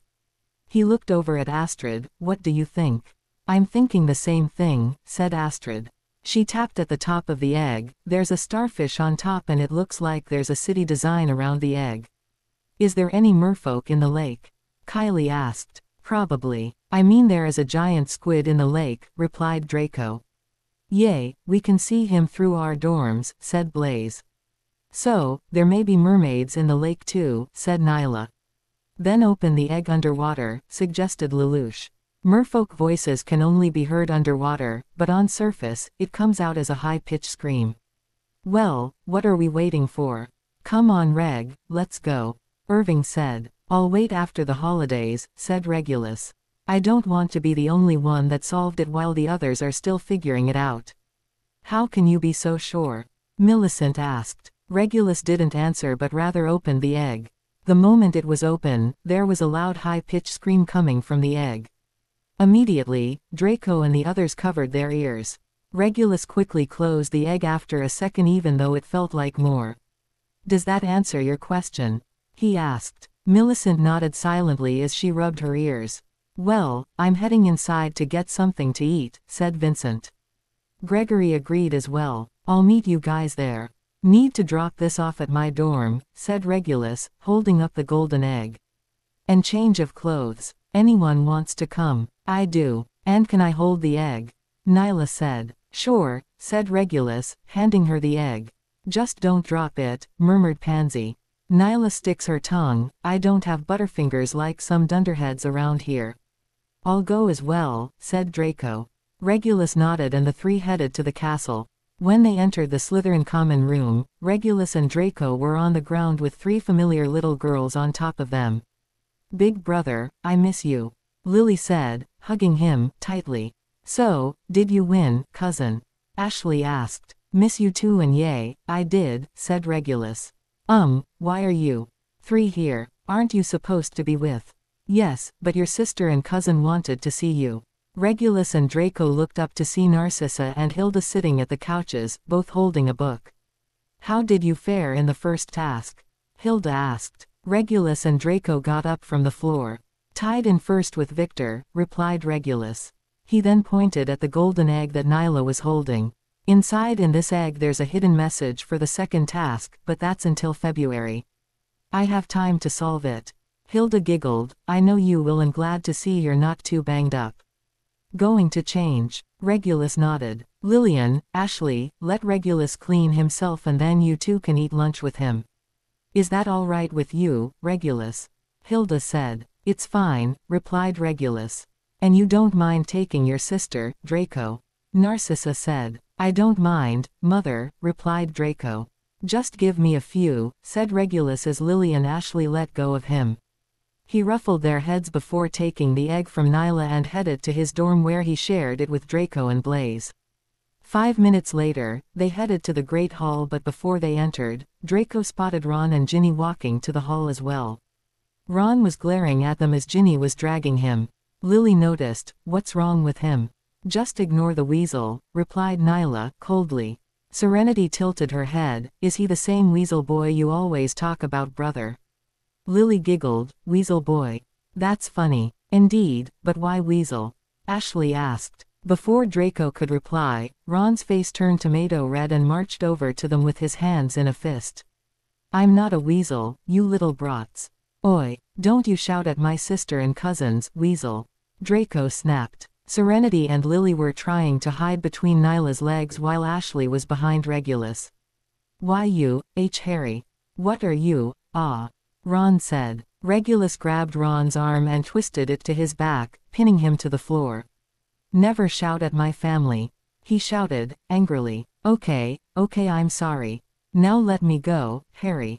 Ron begged. Oh, please Harry, let him go, Ginny begged. Apologize properly and say my real name, said Regulus, tightening his hold. Ashley walked over to Regulus. Can I freeze him? Ginny paled. No, don't. Please Regulus, let him go. Apologize Ron. I'm sorry Regulus. I'm sorry for shouting. Please let me go, Ron begged. Frowning, Regulus let go and got up from Ron's back. Ron also got up while holding his left arm. Ah, I want to see Ash freeze him, whined Nyla. Don't start Nyla, let's just go, said Regulus. Fine, spoil sport, Nyla pouted, crossing her arms. Ron snorted, that's right. Run away, you slimy s. You're not even strong like your brother. It's clearly obvious he's an element user, not you. Nyla gritted her teeth. Shut up. I am strong. And I do have an element. Really? Then what is it? Ginny asked with a smug look. Nyla stepped back. I don't know. Face it, Avior, you don't have any elemental magic, mocked Ron. That's why your parents dumped you here, because you're a disgrace to your family. Nyla widened her eyes while Regulus and Draco took out their wands. That was low even from you, Weasley, said Draco, angrily. Take it back, said Regulus, darkly. Unknown to them, Nyla hugged herself as Ron's statement reminded her of the comments back at Salem Academy. She knows it were all lies, but there were doubts that what Ron and the Academy girls said were true. Nyla quickly took out her wand and pointed at Ron. Jelly brain. Ron widened his eyes. He couldn't cast the shield spell in time and was at the floor with a strange look on his eyes. Ginny gasped, Counter it. Counter it. Why can't you? Said Regulus, darkly. Come on. The others are waiting. Unused classroom, deck 9. Regulus and his friends were leaving their transformation lesson when they spotted Professor McGonagall heading to them. Ah, Mr. Lestrange, may I have a moment? McGonagall asked. What's up, Professor? Regulus said. I was to inform you that the champions are to start the opening dance for the Yule Ball, replied McGonagall. I've already informed Mr. Diggory. I see, murmured Regulus while his friends were laughing. Is there a problem? McGonagall asked. No, Professor, but Reg hates dances. At the academy, girls would go and beg to go out with him, explained Nadia. McGonagall laughed a bit. Oh, Mr. Lestrange. You remind me so much of your father, James. He was quite popular among the girls when he attended here. Regulus laughed. Yay, that's what Uncle Sev said and what Lily wrote in her journal. But, he wasn't genuinely nice, was he? McGonagall sighed, sadly, no, but it wasn't his fault. What do you mean? Kylie asked. James was the only child to Fleamont and Euphemia. They were having doubts of having children, replied McGonagall, sadly. So, the moment when James was born, his parents, your grandparents gave him everything, treating him like a prince. Awesome, said Irving. Not awesome. That's bad parenting and probability made him a bully, Astrid argued. You're right, Miss Thorstenson, McGonagall sighed. James and his friends bullied and pranked many students, and some were horrible. One of them led a fallout to Severus and Lily's friendship in their 5th year. Regulus' friends gasped, remembering why Professor Snape wasn't pranked on Halloween. Yay, Sev told me, said Regulus, sadly before smirking. That's why I made Sirius apologize, with Mom's help of course. McGonagall eyes widened. Did he? Regulus grinned. Yup. Mom scolded him for acting like a child and holding this silly grudge for such a long time, and just get over it. Wand at hand, McGonagall said. Oh yay. Dad have them talk, and it appears that they had similar issues growing up. Regulus coughed. I get this feeling that they're forming a prank for Dumbledore. McGonagall paled. Merlin, if those two work together, I fear for Albus. Regulus and his friends laughed. Well, best you all get something to eat, said McGonagall before walking away from them. They all then headed to the Great Hall. I can't believe your birth father was a jerk, said Kylie. We've met much worse. Remember Adrian? Regulus said. How he gloated at how powerful his element magic was. And how he came from a powerful bloodline. Oh, right, murmured Irving, wanting to cast the arrogant element user to hell. I guess your birth mother did something to change his ways, said Nadia. Possible, said Regulus. Just as he was about to turn the corner, he ran into someone, and both fell to the floor. Damn it. Sorry about that. Oh, it's just you. In front of him, on the floor, was none other than Ginny. She smiled. Oh, Regulus. Are you heading to the Great Hall for lunch? May I join you? No, replied Regulus as Astrid helped him up. He and his friends were about to walk away when Ginny grabbed hold of Regulus' arm. Wait, please, the dance. Regulus lifted his eyebrow. I can go to the dance as your date, as friends, of course. Ginny said. You, my date, Regulus said before he and his friends laughed. Sorry Weasley, but that's never going to happen, said Regulus. That's when Irving pushed Ginny to the floor before the group walked away from her. When they were close to the Great Hall, they ran into Remus, Sirius, and Lily, who was riding on Sirius' shoulder. Why are you three doing here? Regulus asked. Mom needed to talk to Uncle Sev. Lily giggled. So, she had Uncle Siri watch me. So, all of ye heading for lunch? Sirius asked. Regulus and his friends nodded. I could use a refuel. Your sister has so much energy for a small child, said Sirius. And that's why we fly or ride on Ebony, my horse, said Regulus. Advice noted, Sirius murmured, then noticed Regulus was a bit tense.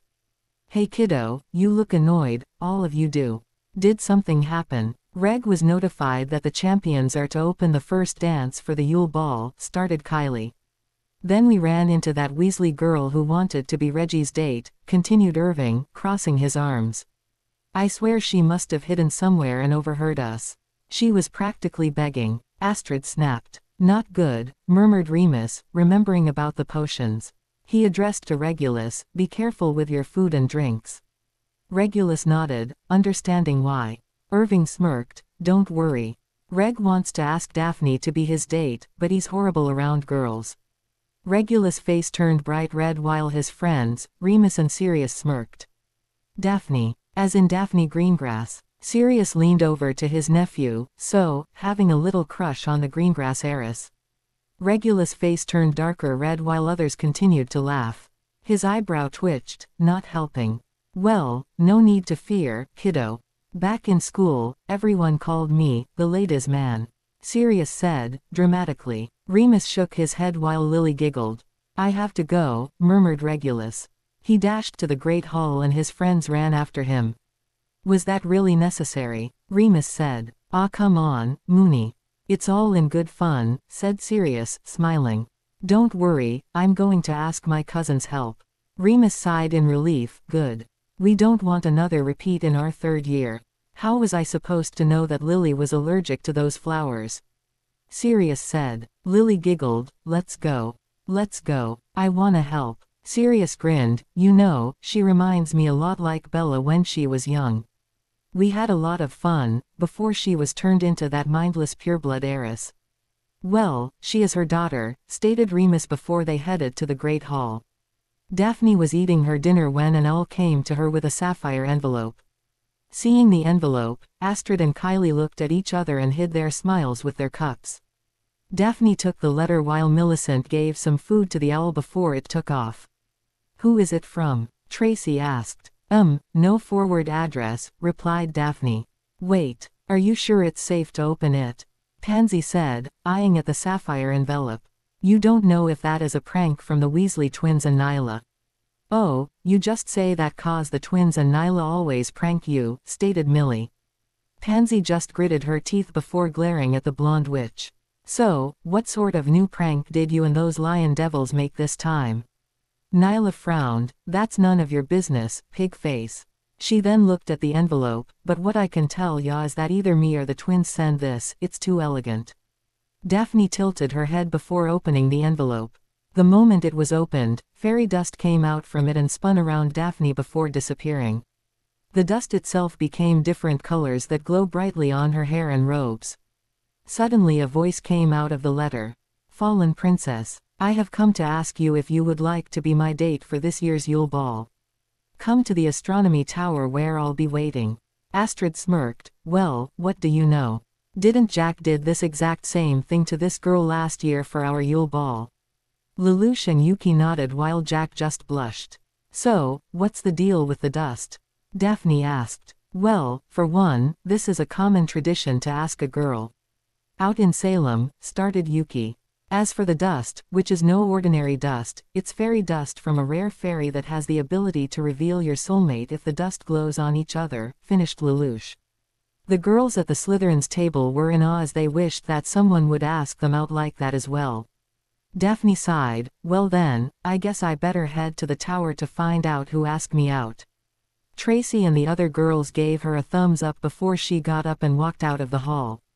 Meanwhile, Pansy had a dreamy look on her face. I wish some fairy dust fallen on me and Draco. Then for sure it will show everyone that we are meant to be together. Just because you know Draco the longest, doesn't mean that he will be your future husband, said Tracy. Pansy frowned. Of course it does. I know for a fact that he will be my husband. My mum and father assured me that one day I'll be Lady Malfoy. Draco spit his drink out from his mouth. Wah, what? My parents said nothing of the sort. Oh, stop messing around, Draco, said Pansy, sweetly. She then holds onto the arm. I know you care about me like I do. Would you let me go? Draco was trying to push her off. Irving. A little help here. Pig's heart. Irving said, randomly. Within seconds, an actual pig's heart appeared in front of Pansy's face. Her face turned to a disgust expression before letting go and dashed out of the hall while screaming. Astrid and the others laughed while the older ones just shook their heads.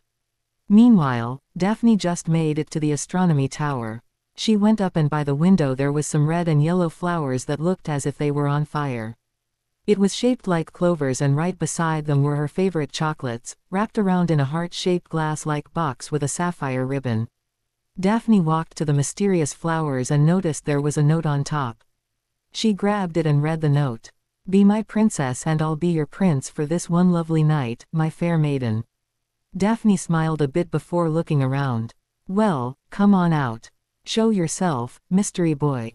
That's when she heard footsteps coming from her left. Daphne turned around before widening her eyes. Harry. Regulus smiled sheepishly and rubbed the back of his head. Well, you know, I don't do well on asking girls out, I got help from my family. Daphne giggled before hugging Regulus. You may be the most brilliant wizard, but you're completely clueless when it comes to girls. Regulus blushed. Well, yay. So, would you like to go to the Yule Ball with me? Daphne smirked before eyeing Regulus' cheek. Does that answer your question, Harry? Regulus sighed in relief as Daphne picked up the mysterious flowers. "So, what type of flowers this is?" she asked. Regulus chuckled. "They're called flame clove. They're quite rare as they only bloom once for every 100 years in Utah." "Well then I guess I'm lucky," said Daphne, smiling. Regulus picked up a flame clove and placed it on the heir. "Let's head back. I have a feeling the others are dying to know as well," he said. "They were in on this?" Daphne asked. "Well, my friends, since it's tradition in my school," answered Regulus. "One of them must have told your friends about it after you left the hall." Daphne just shook her head and the two headed out of the astronomy tower. The two went down to see their friends waiting for them. "Well," Astrid said. Regulus simply smiled sheepishly while Daphne giggled and nodded her head. The girls squealed before surrounding the two young couple. Pansy sighed dreamily. "I didn't know you were such a romantic one, Reg." She then winked. "Maybe I should have gone out with you, but alas, my heart belongs to Draco.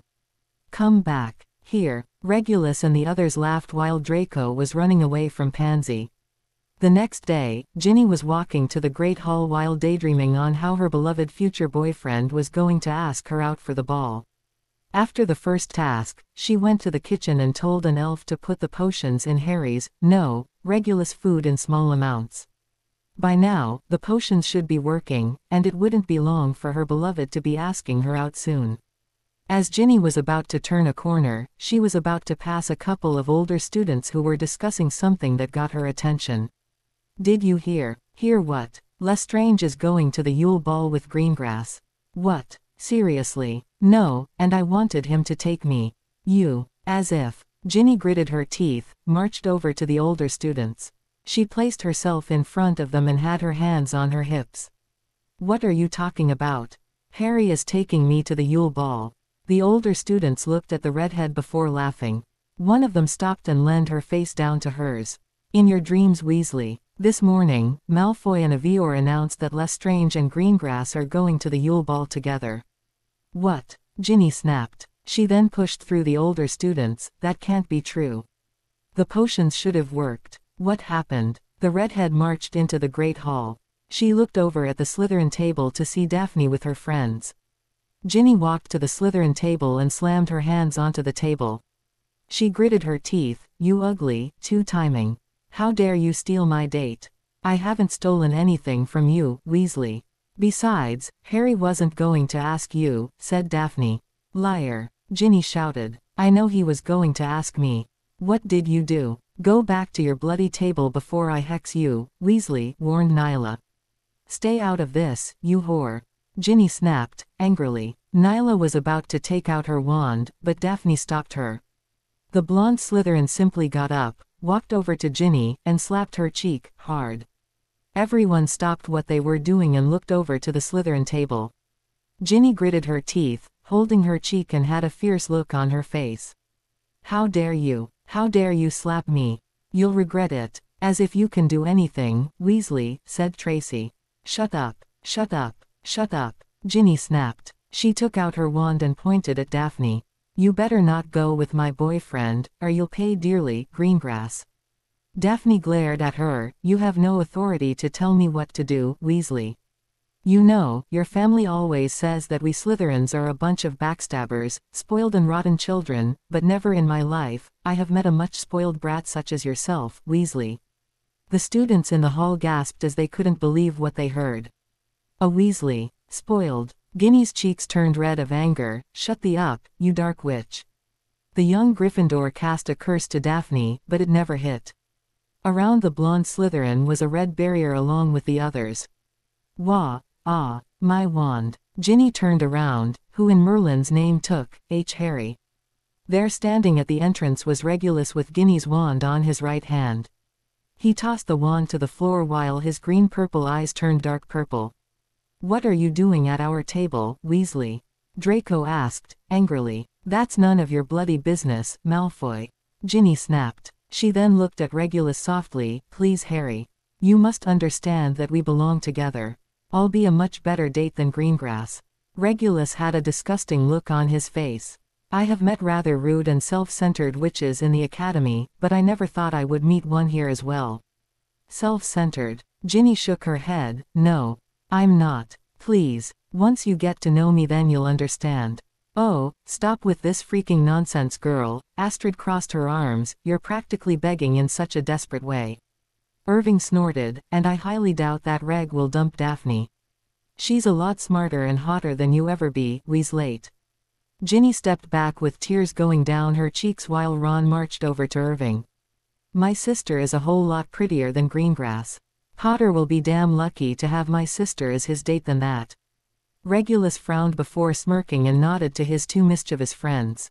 Astrid and Irving grinned before summoning their familiars. Irving called forth a few dead animal spirits and Astrid summoned her mini fire dragon. Jack laughed. Dead siblings walking. I advise you to run fast. Wait. Harry, stop your friends. Ginny begged. Potter, stop them, now. Ron demanded. Regulus just ignored them and walked over to Daphne before giving his friends the signal. Get them, my pretties. Irving shouted. Don't you miss a shot, Zocotl. Astrid said to her mini horntail. Ron and Ginny paled before dashing out of the hall. You're not escaping from us. Come on, Astrid, Irving said, chasing after the two younger Weasleys. Astrid ran after him while Kylie grabbed Nadia's hand, who had her male Maine Coon cat, Kupuru, on top of her head, followed. Hey, wait up, Nyla shouted, running after them. Michael sighed, heavily before going after them along with Jack. Lelouch looked at Yuki. Not going to stop your sister. I'll let this slide, replied Yuki, closing one of her eyes. Besides, those two deserve it. Well, I don't know about you guys, but I'm hungry, said Blaze as he walked to the table.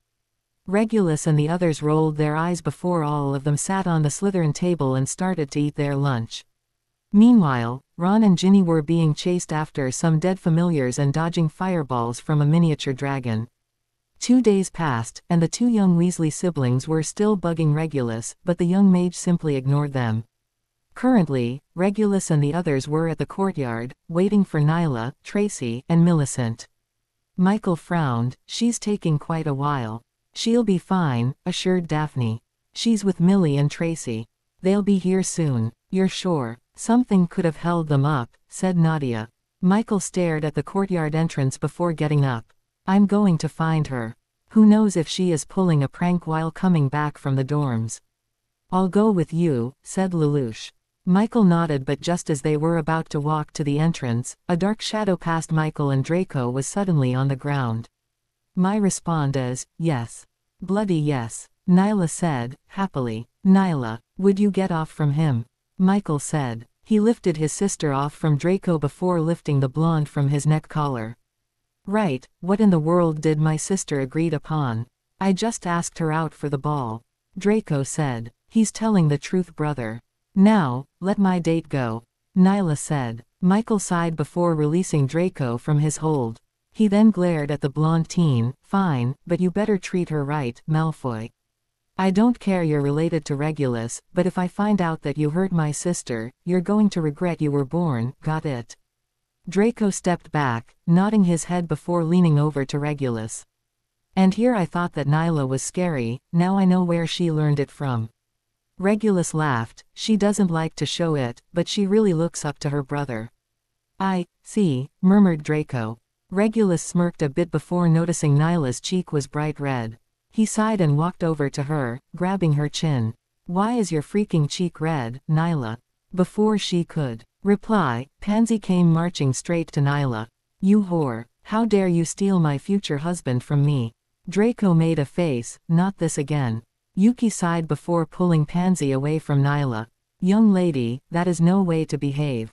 You were taught better than that. You have no authority to tell me what to do. Pansy hissed, angrily. Astrid widened her eyes. Parkinson, you shouldn't have said that to my sister. Pansy was about to snap at her before her face turned pale upon seeing Yuki's face. The young professor's eyes was dark, and her aura was tense. You spoiled brat. I'll show you to give respect to your superiors. Wait, I didn't mean it. I take it back, Pansy said, quickly. If you all would excuse us, I need to have a word with Miss Parkinson, said Yuki, darkly before she took Pansy away from the group. Can she do that? Blaze asked with widened eyes. She is a professor, so I guess so, said Lelouch. Michael sighed before healing his sister's cheek and the red mark faded away. Now care to explain what happened? Nyla explained to everyone what happened at the dormitory before coming out to the courtyard. Blood hell, when will she stop? Murmured Draco. I blame her mother. She wouldn't stop talking about how her daughter will be the next Lady Malfoy, said Daphne. What I can't believe is that your mother gave you the engagement tiara, just like that, said Blaze, noticing the silver jewelry in Nyla's hand. Michael widened his eyes before grabbing Draco's shirt and started shaking him. An engagement tiara. You gave my sister an engagement proposal, Malfoy. Nyla gritted her teeth before kicking her brother's knee, hard. Freaking hell. Nyla, Michael shouted, letting go of Draco's shirt. Just let it go, brother, said Nyla. Besides, he was asking me to be his date, not his wife. Michael sighed, all right. Overreacting, I get it. However, mark my words Malfoy, if anything happens to my sister under your watch, I'll freeze you ice solid where you stand. Are we clear? Crystal, Draco said, nervously. Any hands up to see what Astrid's sister is doing to whiny Pansy? Irving asked. Oh, you guys don't want to know, trust us. Regulus and the others turned around to see Millicent and Tracy, who were a bit pale. What's the damage? Nadia asked. Millicent and Tracy looked at each other before shaking their heads. Let's just say that we wouldn't be seeing Pansy for a while, replied Millicent. Regulus and his friends just laughed while Draco and his friends were a bit worried. Michael and Lelouch shook their heads while Jack smirked. Mother, please. It looks fine, Regulus argued. He sighed, I need to head out as the champions need to start the first dance. Bellatrix frowned a bit before flicking her son's forehead. Ouch, Mom, seriously, Regulus said. Enough with that attitude, young man. I know that the champions start off the dance, but not only are you representing your school, you're representing the noble house of Lestrange and the ancient house of Black. Here, nobility status means quite big. Regulus sighed, I know, why do the British care so much about nobility? To tell you the truth, I don't know. It's been like this as long as I can remember, replied Bellatrix. Well, I'm glad that we live in Salem. Regulus then made a face, who knows what would have happened if we continued living here. Bellatrix laughed, you would have turned out to be like Draco. Regulus made a horrific face, oh hell, no. Thank Lord, we moved. Bellatrix shook her head before clapping her hands together. And done. My, you look quite dashing, Reggie. I don't think any girl will take their eyes off from you tonight. Regulus blushed at his mother's comment. He was wearing a long black robe with the Lestrange family crest on one side. Underneath, he had a black coat, silk wool shirt with a dark green vest that had a golden watch hanging from his pocket, black pants, and black shoes. His dark brown wavy hair was being held up in a ponytail with a dark green ribbon holding onto it. I better go. Don't have much time left, murmured Regulus before leaving his room. He meets up with Draco and the others before heading to the entrance of the Great Hall. They didn't wait that long for the girls to walk down the stairway. The girls were dressed in the gowns that Bellatrix and Narcissa ordered to show off their outer beauty. Regulus walked over to Daphne and offered his hand. My lady, you look absolutely stunning. Daphne smiled, taking his hand, you don't look not bad yourself. That's when she turned around. Come on Nyla, stop hiding. Show the outer beauty of a chubby girl. Nyla bites her lower lip before stepping out from the shadows. Indeed, her dress showed off her slightly chubby size, but Draco didn't care. Michael smiled warmly upon seeing Draco walk to his sister and gave her a respected bow to her, offering his hand to her. My, never thought that little Nyla would grow up to be such a lovely girl. Yuki walked up to her date. She gave a spin. Well, what do you think? She was wearing a dark blue dress with two straps on each arm, one to hold the dress up on her shoulder and the other hanging down off her shoulder, a V chest top that goes down between her a slit that starts at her knee on her left side. She has midnight blue and black heels that have a slight shimmer that is barely noticeable. Her hair is slightly curled with two slips pulled back with a clip on the back. Michael smiled, taking her hand and gave it a lovely as always. Meet you guys inside. Astrid said with Blaze by her side. She was wearing a long light blue dress that reached to her feet. The top of it is like a white strapless top with light blue lacy flower designs over it and making straps that sit in the center of her shoulder. It reaches her waist where it stops at silk light blue fabric and then transitions into beautiful flowing light blue fabric. She has on housewife low-heeled light blue heels with straps that go around the front her foot. Her black hair is pulled up into a ponytail that flows around her shoulders with a blue flame clip at the front of it. "Well then, shall we get going?" Theodore asked, offering his hand to Nadia. She was wearing a light green knee-length dress that is slightly see-through but has a white piece under it. Her top consists of sheer polka-dotted fabric that transitions into a series of flower designs until it gets to her hips where a silk light green belt sits and then transitions into more of a sheer see-through light green polka-dotted fabric. She has pale green heels that sit a little high, making her height taller. Her brown hair is curled, and all pulled to the left side of her head. Nadia took his hand before waving to her friend. "See you later, Reggie." "Come on, KY, said Irving as he grabbed her hand. "Let's see if there are any easy targets to prank on." "Oh, and you look great."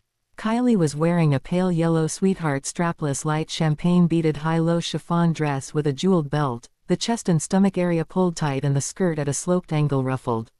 She has on nude shiny platforms with straps around her ankles.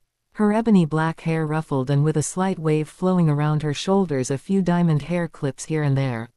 "Let's go. Enjoy the dance, Reg," Kylie shouted before going inside the hall with Irving. "Note to self, avoid those two," murmured Lelouch. "Regulus." And the others nodded. That's when Minerva came up to them and announced that the dance was about to start.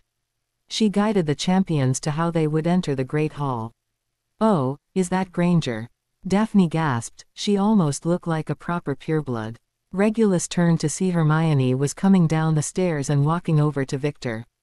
She was wearing a gold and peach knee-length dress swaying around her. It has gold lace roses that make up the straps, and top half of the dress. In the middle there is a gold ribbon tied into a bow and then moves into a tutu-like skirt in peach and has more of the gold lace roses at the top of the skirt.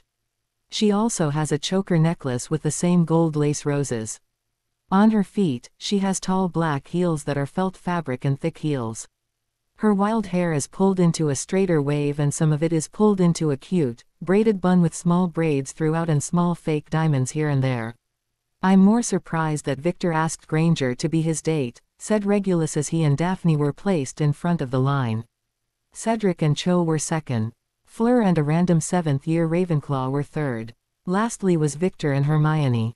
Minerva signaled for the doors to be opened before Gesture Regulus and the other champions enter the transformed Great Hall.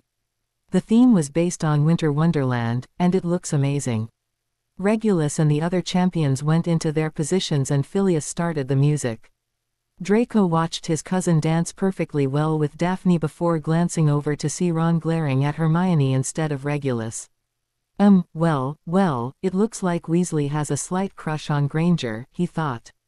After a few minutes passed, Albus and Minerva started to dance before the other professors and students started to dance as well. That's when Daphne spotted a couple of familiar people. "Is that your family dancing?"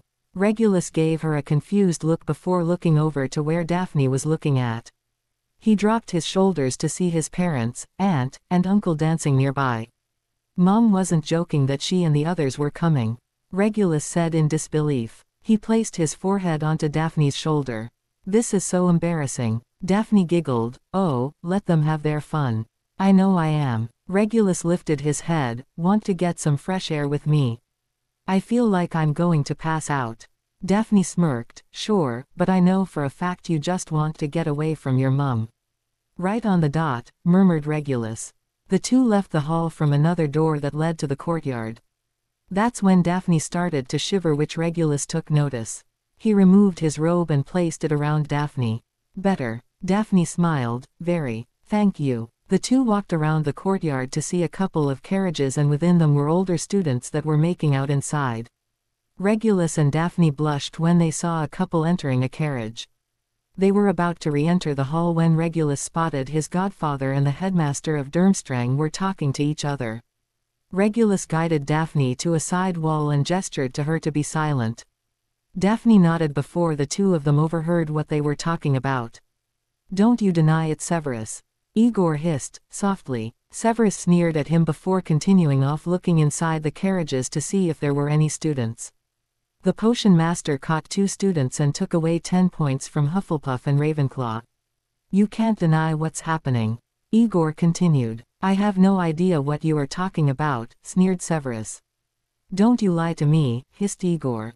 He tried to grab Severus' left arm, but the potion master quickly moved his left arm away from him. You feel it, don't you? He's coming back and you know it. Severus frowned. If it's true, are you going back to his services? Or are you going to run like a coward you are? A coward. Igor gritted his teeth. Not like a coward like you, Severus. Regulus and Daphne watched the headmaster of Durmstrang walk away from Severus. The potion master sighed heavily before going back to his duty. What was that about? Daphne whispered. No idea, started Regulus before feeling like someone was watching him. He looked around but found nothing and narrowed his eyes. But I get these strange feeling that there's more into this tournament than survival. Come on, let's head back with the others. Daphne nodded and the two entered the hall to find the music change into rock metal. Regulus found Draco and the others were sitting by a nearby table. He can spot his parents, aunt and uncle talking to some professors. Tired already, guys? Regulus asked as he offered a seat to Daphne. Sort of, Reg, replied Astrid. She pointed at the band. I just don't like the music that is playing. I prefer that ones that we play back at Salem. You guys play? Tracy asked. We only play when there is a festival going on, answered Regulus. You guys should come over this summer to watch us play, said Kylie, happily. Millicent smirked. By the way, Regulus, your mum has been looking for you. Regulus looked panicked before looking for a place to hide, but it was too late as Bellatrix came behind him and gave him a death hug. Ah, Mom, really? Let go. But you haven't danced with your dear mommy, sweetie. Bellatrix said before smiling over to Daphne. You don't mind if I borrow your date for just one dance, dear? Daphne giggled. Go ahead. Bellatrix grinned and dragged a struggling Regulus to the dance floor. Her husband, Rabaston and Hilda were shaking their heads while Draco and the others were laughing at the sight. That's when Irving elbowed Kylie, gesturing her to look at Draco and Nyla. Kylie nodded before addressing her 2 friends. Nyla, Draco, mind getting us some drinks? Sure, we don't mind, replied Nyla. The two got up and walked over to the drinks where Irving snapped his fingers and suddenly a mistletoe appeared on top of them. That's when Nyla and Draco noticed they couldn't move. They looked around before looking up to see a mistletoe, causing them to blush. Damn Irv, murmured Draco before sighing. Well, we wouldn't be able to move until we, Nyla squealed, like on the cheek or on the. Come on you two. You're supposed to on the lips if you are standing below a mistletoe. Irving shouted before getting hit by Michael. Ouch. What the freak, Mike. You idiot. Forcing my sister to give her first. Michael snapped. Undo the spell, now. I can't. Once the spell is cast, the 2 people who are under the winter mistletoe is supposed to, explained Irving. Michael growled before hitting Irving on the head, harder. Draco sighed. Let's get this over with. Sorry if I'm taking your first. Nyla opened her mouth but closed it and said nothing. Daphne, Tracy, and Millicent slapped their foreheads. They know that their dear friend was too shy to tell Draco the truth.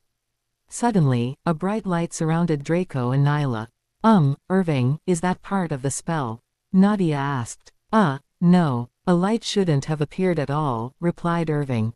What's going on? Regulus asked as he and his mother returned. One of Irving's infamous pranks. He spelled a mistletoe that whoever stands underneath needs to on the lips, replied Lelouch. Ah, I see, murmured Regulus. Draco just sighed before ing on Nyla's lips. The moment both lips touched, the light brightened much more before going over to Nyla's body. Wah, what just happened? Nyla asked. Oh, this is just wonderful. Bellatrix said, happily. She dashed over to the young blonde teen and hugged her dearly. You did it. You finally unlocked your element. What? Nyla widened her eyes. Unlocked, my element. Tell you after the ball, but for now enjoy yourselves everyone, said Bellatrix. Oh, better informed Lorelei about this. See you later, Reggie. Regulus watched his mother walked over to his father before whispering something to him, his uncle and his aunt. They soon left the hall. What the hell just happened? Draco asked. I have no freaking idea, murmured Regulus. Meanwhile, in the Forbidden Woods, Cyrus and Tonks were walking not too far into the forest when they spotted Lorelei. She was petting a small dark-winged horse with a skeletal body, a face that has reptilian features and wide, leathery wings that resembles of a bat. Sirius cleared his throat. You summoned us, Headmistress Feudo. Oh, yes, thank you for coming, said Lorelei before addressing the young dark creature. Go on little one, back to your family. The young Thestral nodded before walking away. So, what's the deal, Lady Feudo? Why meet here of all places? Couldn't we use the headmaster's office? Tonks asked. I didn't want to have this conversation to be overheard by unwanted ears, replied Lorelei seriously. I rather use the woods than that old frat's office. Old frat. Tonks frowned. You don't like Headmaster Dumbledore. Me. Liking the two-timing bastard. No thank you. I can see right through that fake grandfather facade he's displaying, hissed Lorelei. She sighed, but enough about him. The reason I summoned you is that I found out who placed Mr. Lestrange's name in the goblet. Sirius gritted his teeth. Who? Who placed my godson's life on the line? Wait. Someone placed Reggie's name in the goblet without his permission. Tonks said. Yes, hissed Sirius. But isn't he too young to partake the tournament? Tonks asked. Mr. Lestrange is strong enough to partake this simple tournament, replied Lorelei. She then closed her eyes, not to mention, he's representing for Salem Academy, and he is a 7th year. I see. So, who did place Reggie's name in the goblet? Tonks asked. Lorelei said the name of the wizard who placed Regulus' name in the goblet. Sirius and Tonks widened their eyes in shock. What? Midnight passed, Regulus and the others were at the Slytherin common room. The moment everyone was inside, Nyla glared down at the adults with her hands on her hips. Would someone please explain to me what just happened? Lorelei smirked. From what Bella told me, it would seem that you, young Avior, have finally unlocked your element. Regulus and the children widened their eyes. What? How? I mean, wah. Nyla stuttered. Lorelei laughed. Oh, silly child. I would have never allowed you to attend the academy if you didn't have an element. But why did it take this long to be unlocked? Michael asked. Simple, Mikey. Her element is not well known, except in France, which is common for them, replied Bellatrix. Nyla and the other children were confused minus Regulus, who started to laugh. What's so funny, Reggie? Nyla hissed. Sorry. But it's no wonder it took so long for you to unlock your element, said Regulus, holding onto his stomach. Draco made a face. Oh, would you just tell us? You and Aunt Bella sure love to play mind games. Both mother and son stick out their tongues. Anyhow, Nyla's element is love, said Bellatrix. In order for a love or heart user to unlock their element is buying their soulmate.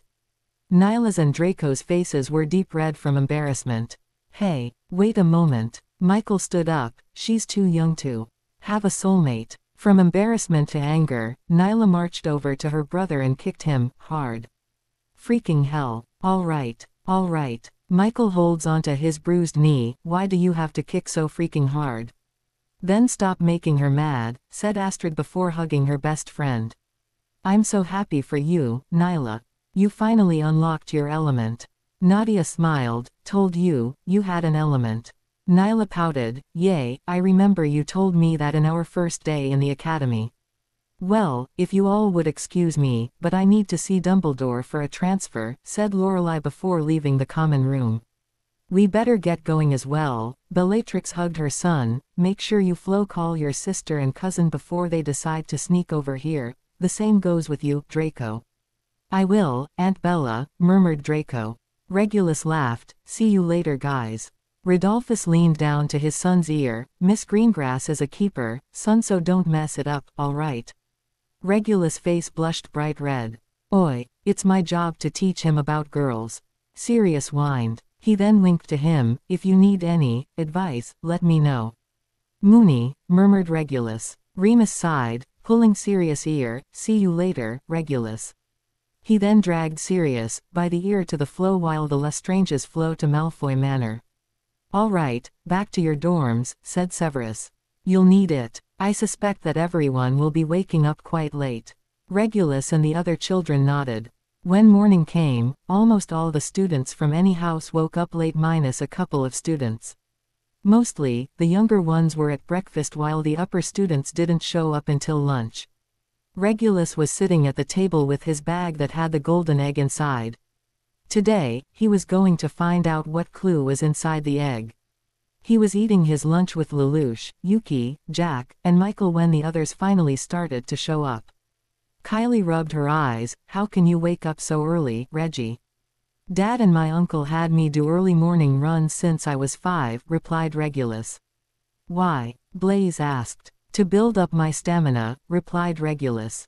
Astrid pouted. It's no wonder you were the fastest runner in school. Regulus just grinned before getting up. Well, I'm off to the lake. I need to get the clue from the golden egg. We'll go with you. Draco and Irving quickly grabbed an apple and headed out with Regulus from the Great Hall. I'll go with them, said Lelouch. Count me in, said Jack. We'll go when the young ones are finished with their food, said Yuki. Michael just nodded, slightly. The 5 of them didn't take long to reach the Black Lake. We need to be careful if the giant squid is nearby, warned Draco. Noted, said Regulus. He removed his uniform blazer, his tie, and shoes before opening his bag and pulled out the golden egg.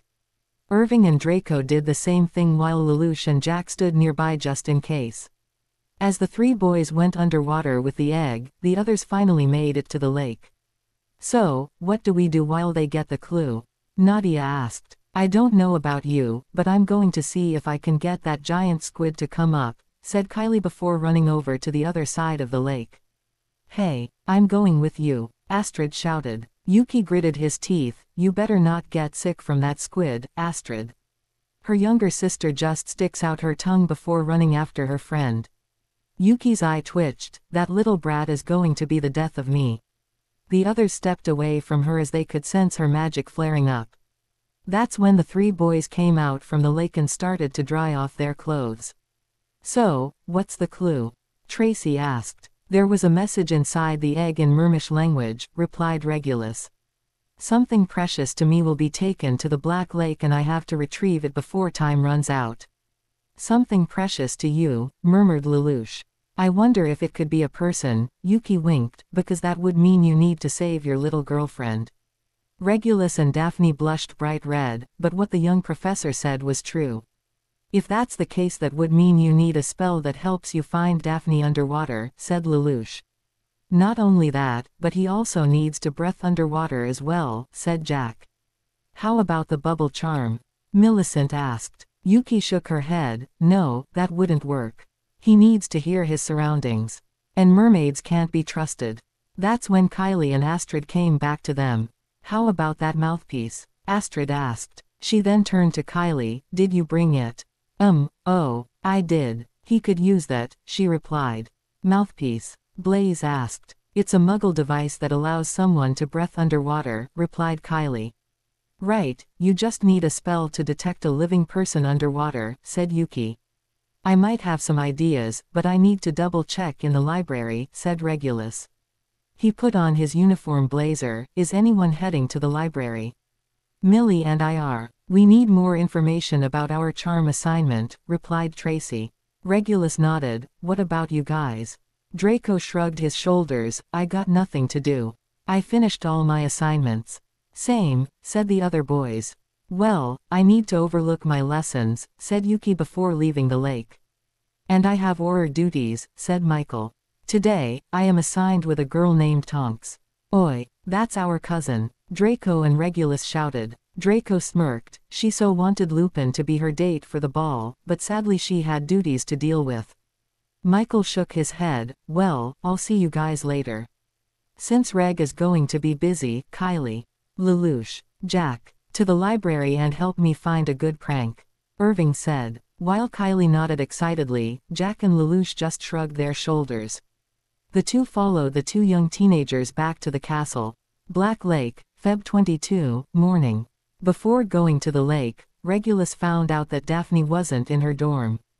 That would mean that someone must have taken her and is now under the Black Lake. By the shores, the Weasley twins were shouting, busy taking bets. In the middle of the lake, Regulus was standing next to the other champions, holding the mouthpiece he borrowed from Kylie. "Welcome to the second task," started Dumbledore. "Last night something was stolen from each of our champions. A treasure of sorts." "Treasure, right," Regulus thought. "These 4 treasures, one for each champion, now lie on the bottom of the Black Lake," continued Dumbledore. "In order to win, each champion needs only to find their treasure and return to the surface." Regulus narrowed his eyes. "It can't be that simple." "Simple enough. Except for this, they will have 1 hour to do so and 1 hour only. After that they'll be on their own," finished Dumbledore. "You may begin at the start of the cannon." The cannon fires and the champions enter the water. 4 of them dived in. With the mouthpiece, Regulus swam through the maze of seaweed. It was a good thing he found a Find Me spell that could work underwater. Using the spell, he swam the maze with ease and found a place where the mermaids live. It didn't take long for Regulus to find an unconscious Daphne, Hermione, Cho, and a blonde girl from Beauxbatons tied in place by their ankles. He sees Cedric freeing Cho before he went and freed Daphne. The 2 surfaced at the same time and both girls coughed up a bit. Whose bloody idea was it to have the second task in the lake? Daphne hissed, angrily. Regulus snorted. "It's Dumbledore, Daff. He's a loony." "Right," murmured Daphne. That's when they saw someone walking over to Dumbledore and whispered to his ear. "Listen up, the Beauxbatons champion Miss Delacour has unfortunately been forced to retire. She will take no further part in this task." Regulus and Cedric looked at each other, knowing that the small girl must be someone important to Fleur. "What do you say, Lestrange?" Cedric said with a smirk. Regulus nodded and the 2 went down to free the young girl. While Cedric distracted the mermaids with Victor's help who freed Hermione, Regulus freed the young girl. He then gestured to them and the 3 swam to the surface once again. The young girl started to cough as they went over to the deck. Fleur and another Beauxbatons student helped the young girl out of the water. The 3 boys pulled out from the water before Fleur went over to them, smiling. "Thank you, all of you, for saving my little sister," she said, hugging them before going back to her sister and classmates. "Judges over here," said Dumbledore. The judges and the other heads of the schools went to Dumbledore. Daphne placed a towel around Regulus. "So, what do you think is going to happen?" "I'm not sure," replied Regulus. He frowned a bit. It was unwise to place a villa in a lake with mermaids. Fleur's sister could have been in serious trouble if we didn't get her out in time. Daphne nodded silently. That's when Dumbledore spoke. "Attention. Attention. Since Mr. Diggory, Mr. Crumb, and Mr. Ho, Lestrange rescued Miss Delacour's sister, we've agreed to award them 10 extra points." The students cheered for their champions. Astrid frowned. "You should have gotten a much higher score, Reg. Since you were the one that freed the young girl." "Not true," said Regulus, walking back to a boat. "If it wasn't for Diggory's and Crumb's help, the mermaids would have attacked me as well." "So, what's the score now?" Irving asked. "Let's see, Fleur is last, Cedric is third, and me and Victor are still tied for first," replied Regulus. "So, Fleur is out of the game since she's last," said Nyla. Regulus and the others got off the boat and walked to where the others were by the shore. "So, one more task is left," said Yuki. "And as usually has multiple traps and riddles," said Lelouch. "So, it could be a maze of some sort?" Millicent asked. Jack nodded. "Most likely. But Reg will be fine." Michael snorted. "No doubt that Regulus will win it, hands down." "What, how do you know?" Tracy asked. "In summer camp, there was always a special maze made, and it was Regulus who always make it out first," replied Kylie. Regulus sticks out his tongue. "What can I say? I like puzzles." Draco shook his head. "You really should have been sorted into Ravenclaw." June 23rd, Dumbledore's office, night. Albus frowned. "So, the potions haven't been working." "That's right," said Ron. "The potions should have took effect by the end of the first task." "But it didn't," said Ginny. She then gritted her teeth. "That Greengrass must have done something." Hermione just stayed silent, avoiding looking at the headmaster's eyes. Albus sighed. No, it must be something else, I'll look into it. Ron and Ginny nodded. For now, let us wait, continued Albus. Tomorrow is the third task, and where I know for sure Voldemort will return. With that situation, he'll stay and defeat him, said Ron. And will be with me at the end, said Ginny, dreamily.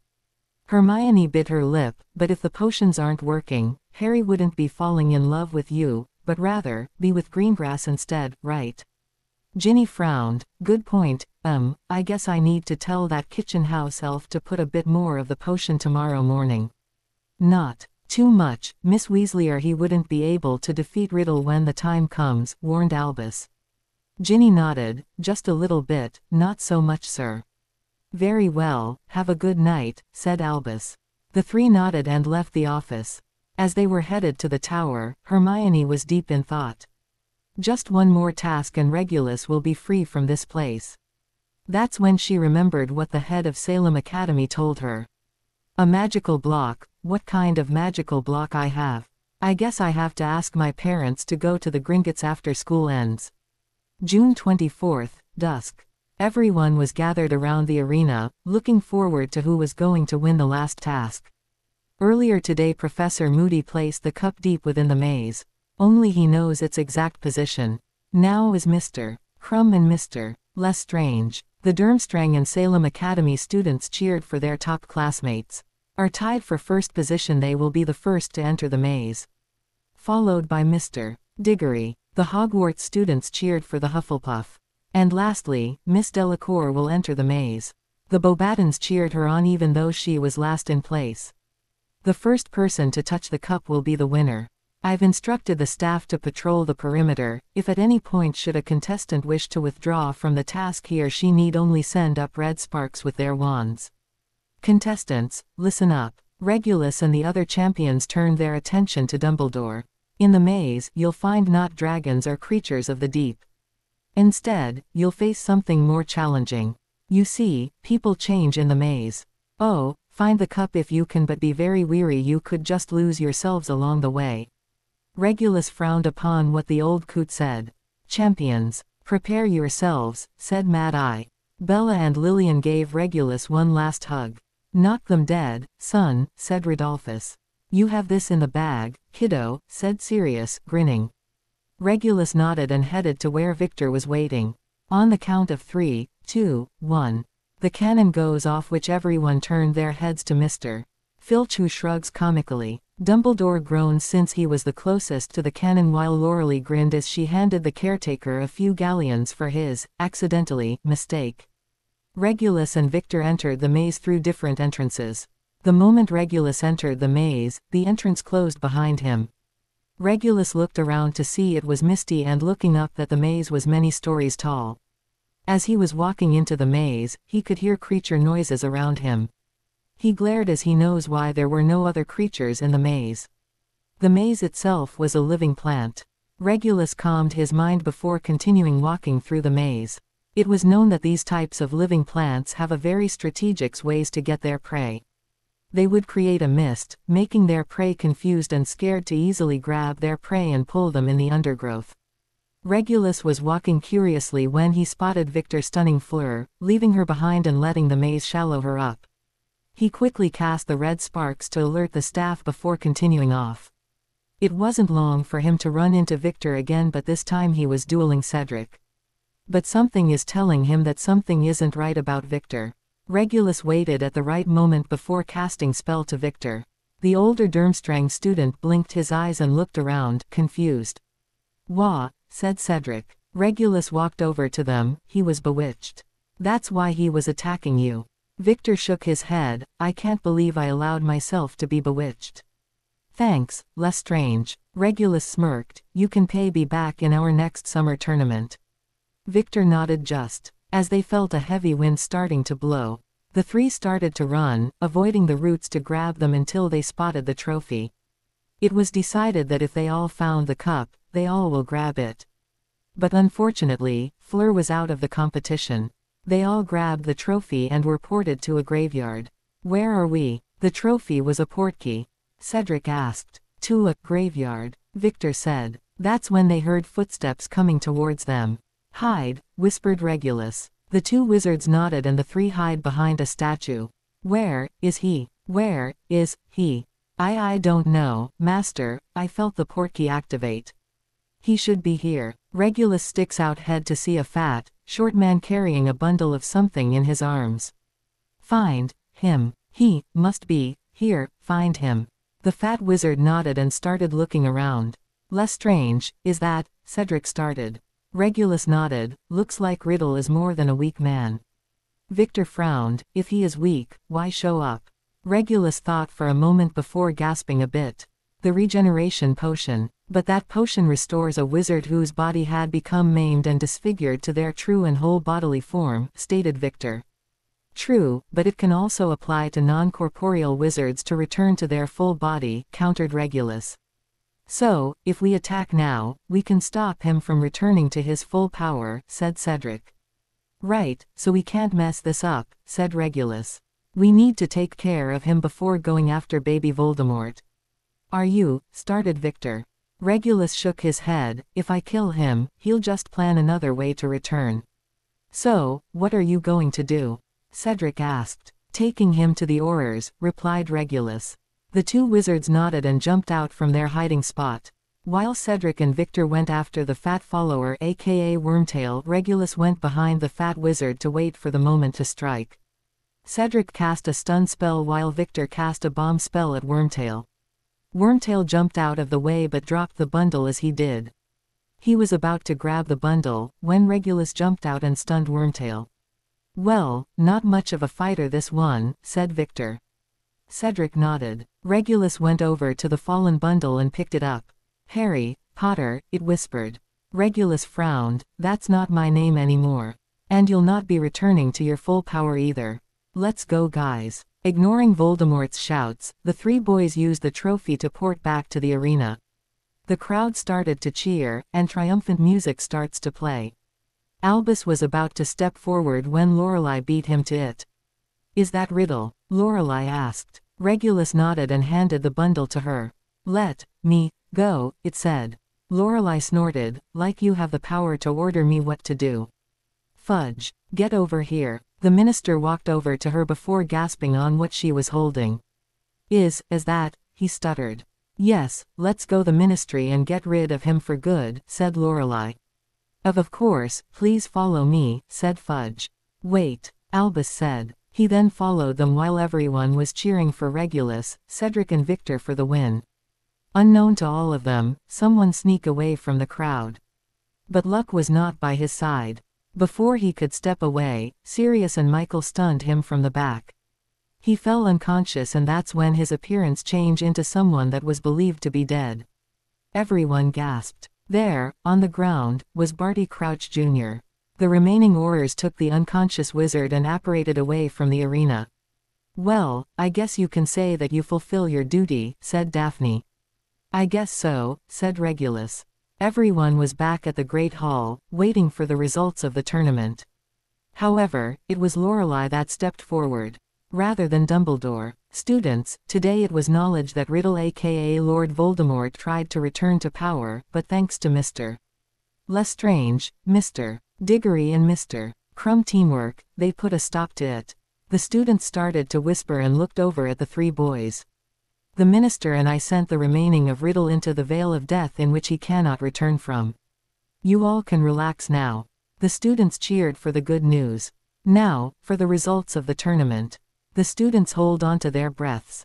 We heads decided. Mr. Lestrange declined the win, so it was either Mr. Diggory or Mr. Crumb, and the first place is Mr. Diggory. The Hogwarts students cheered the loudest they could. Congrats for the win, Diggory, said Victor, offering his hand.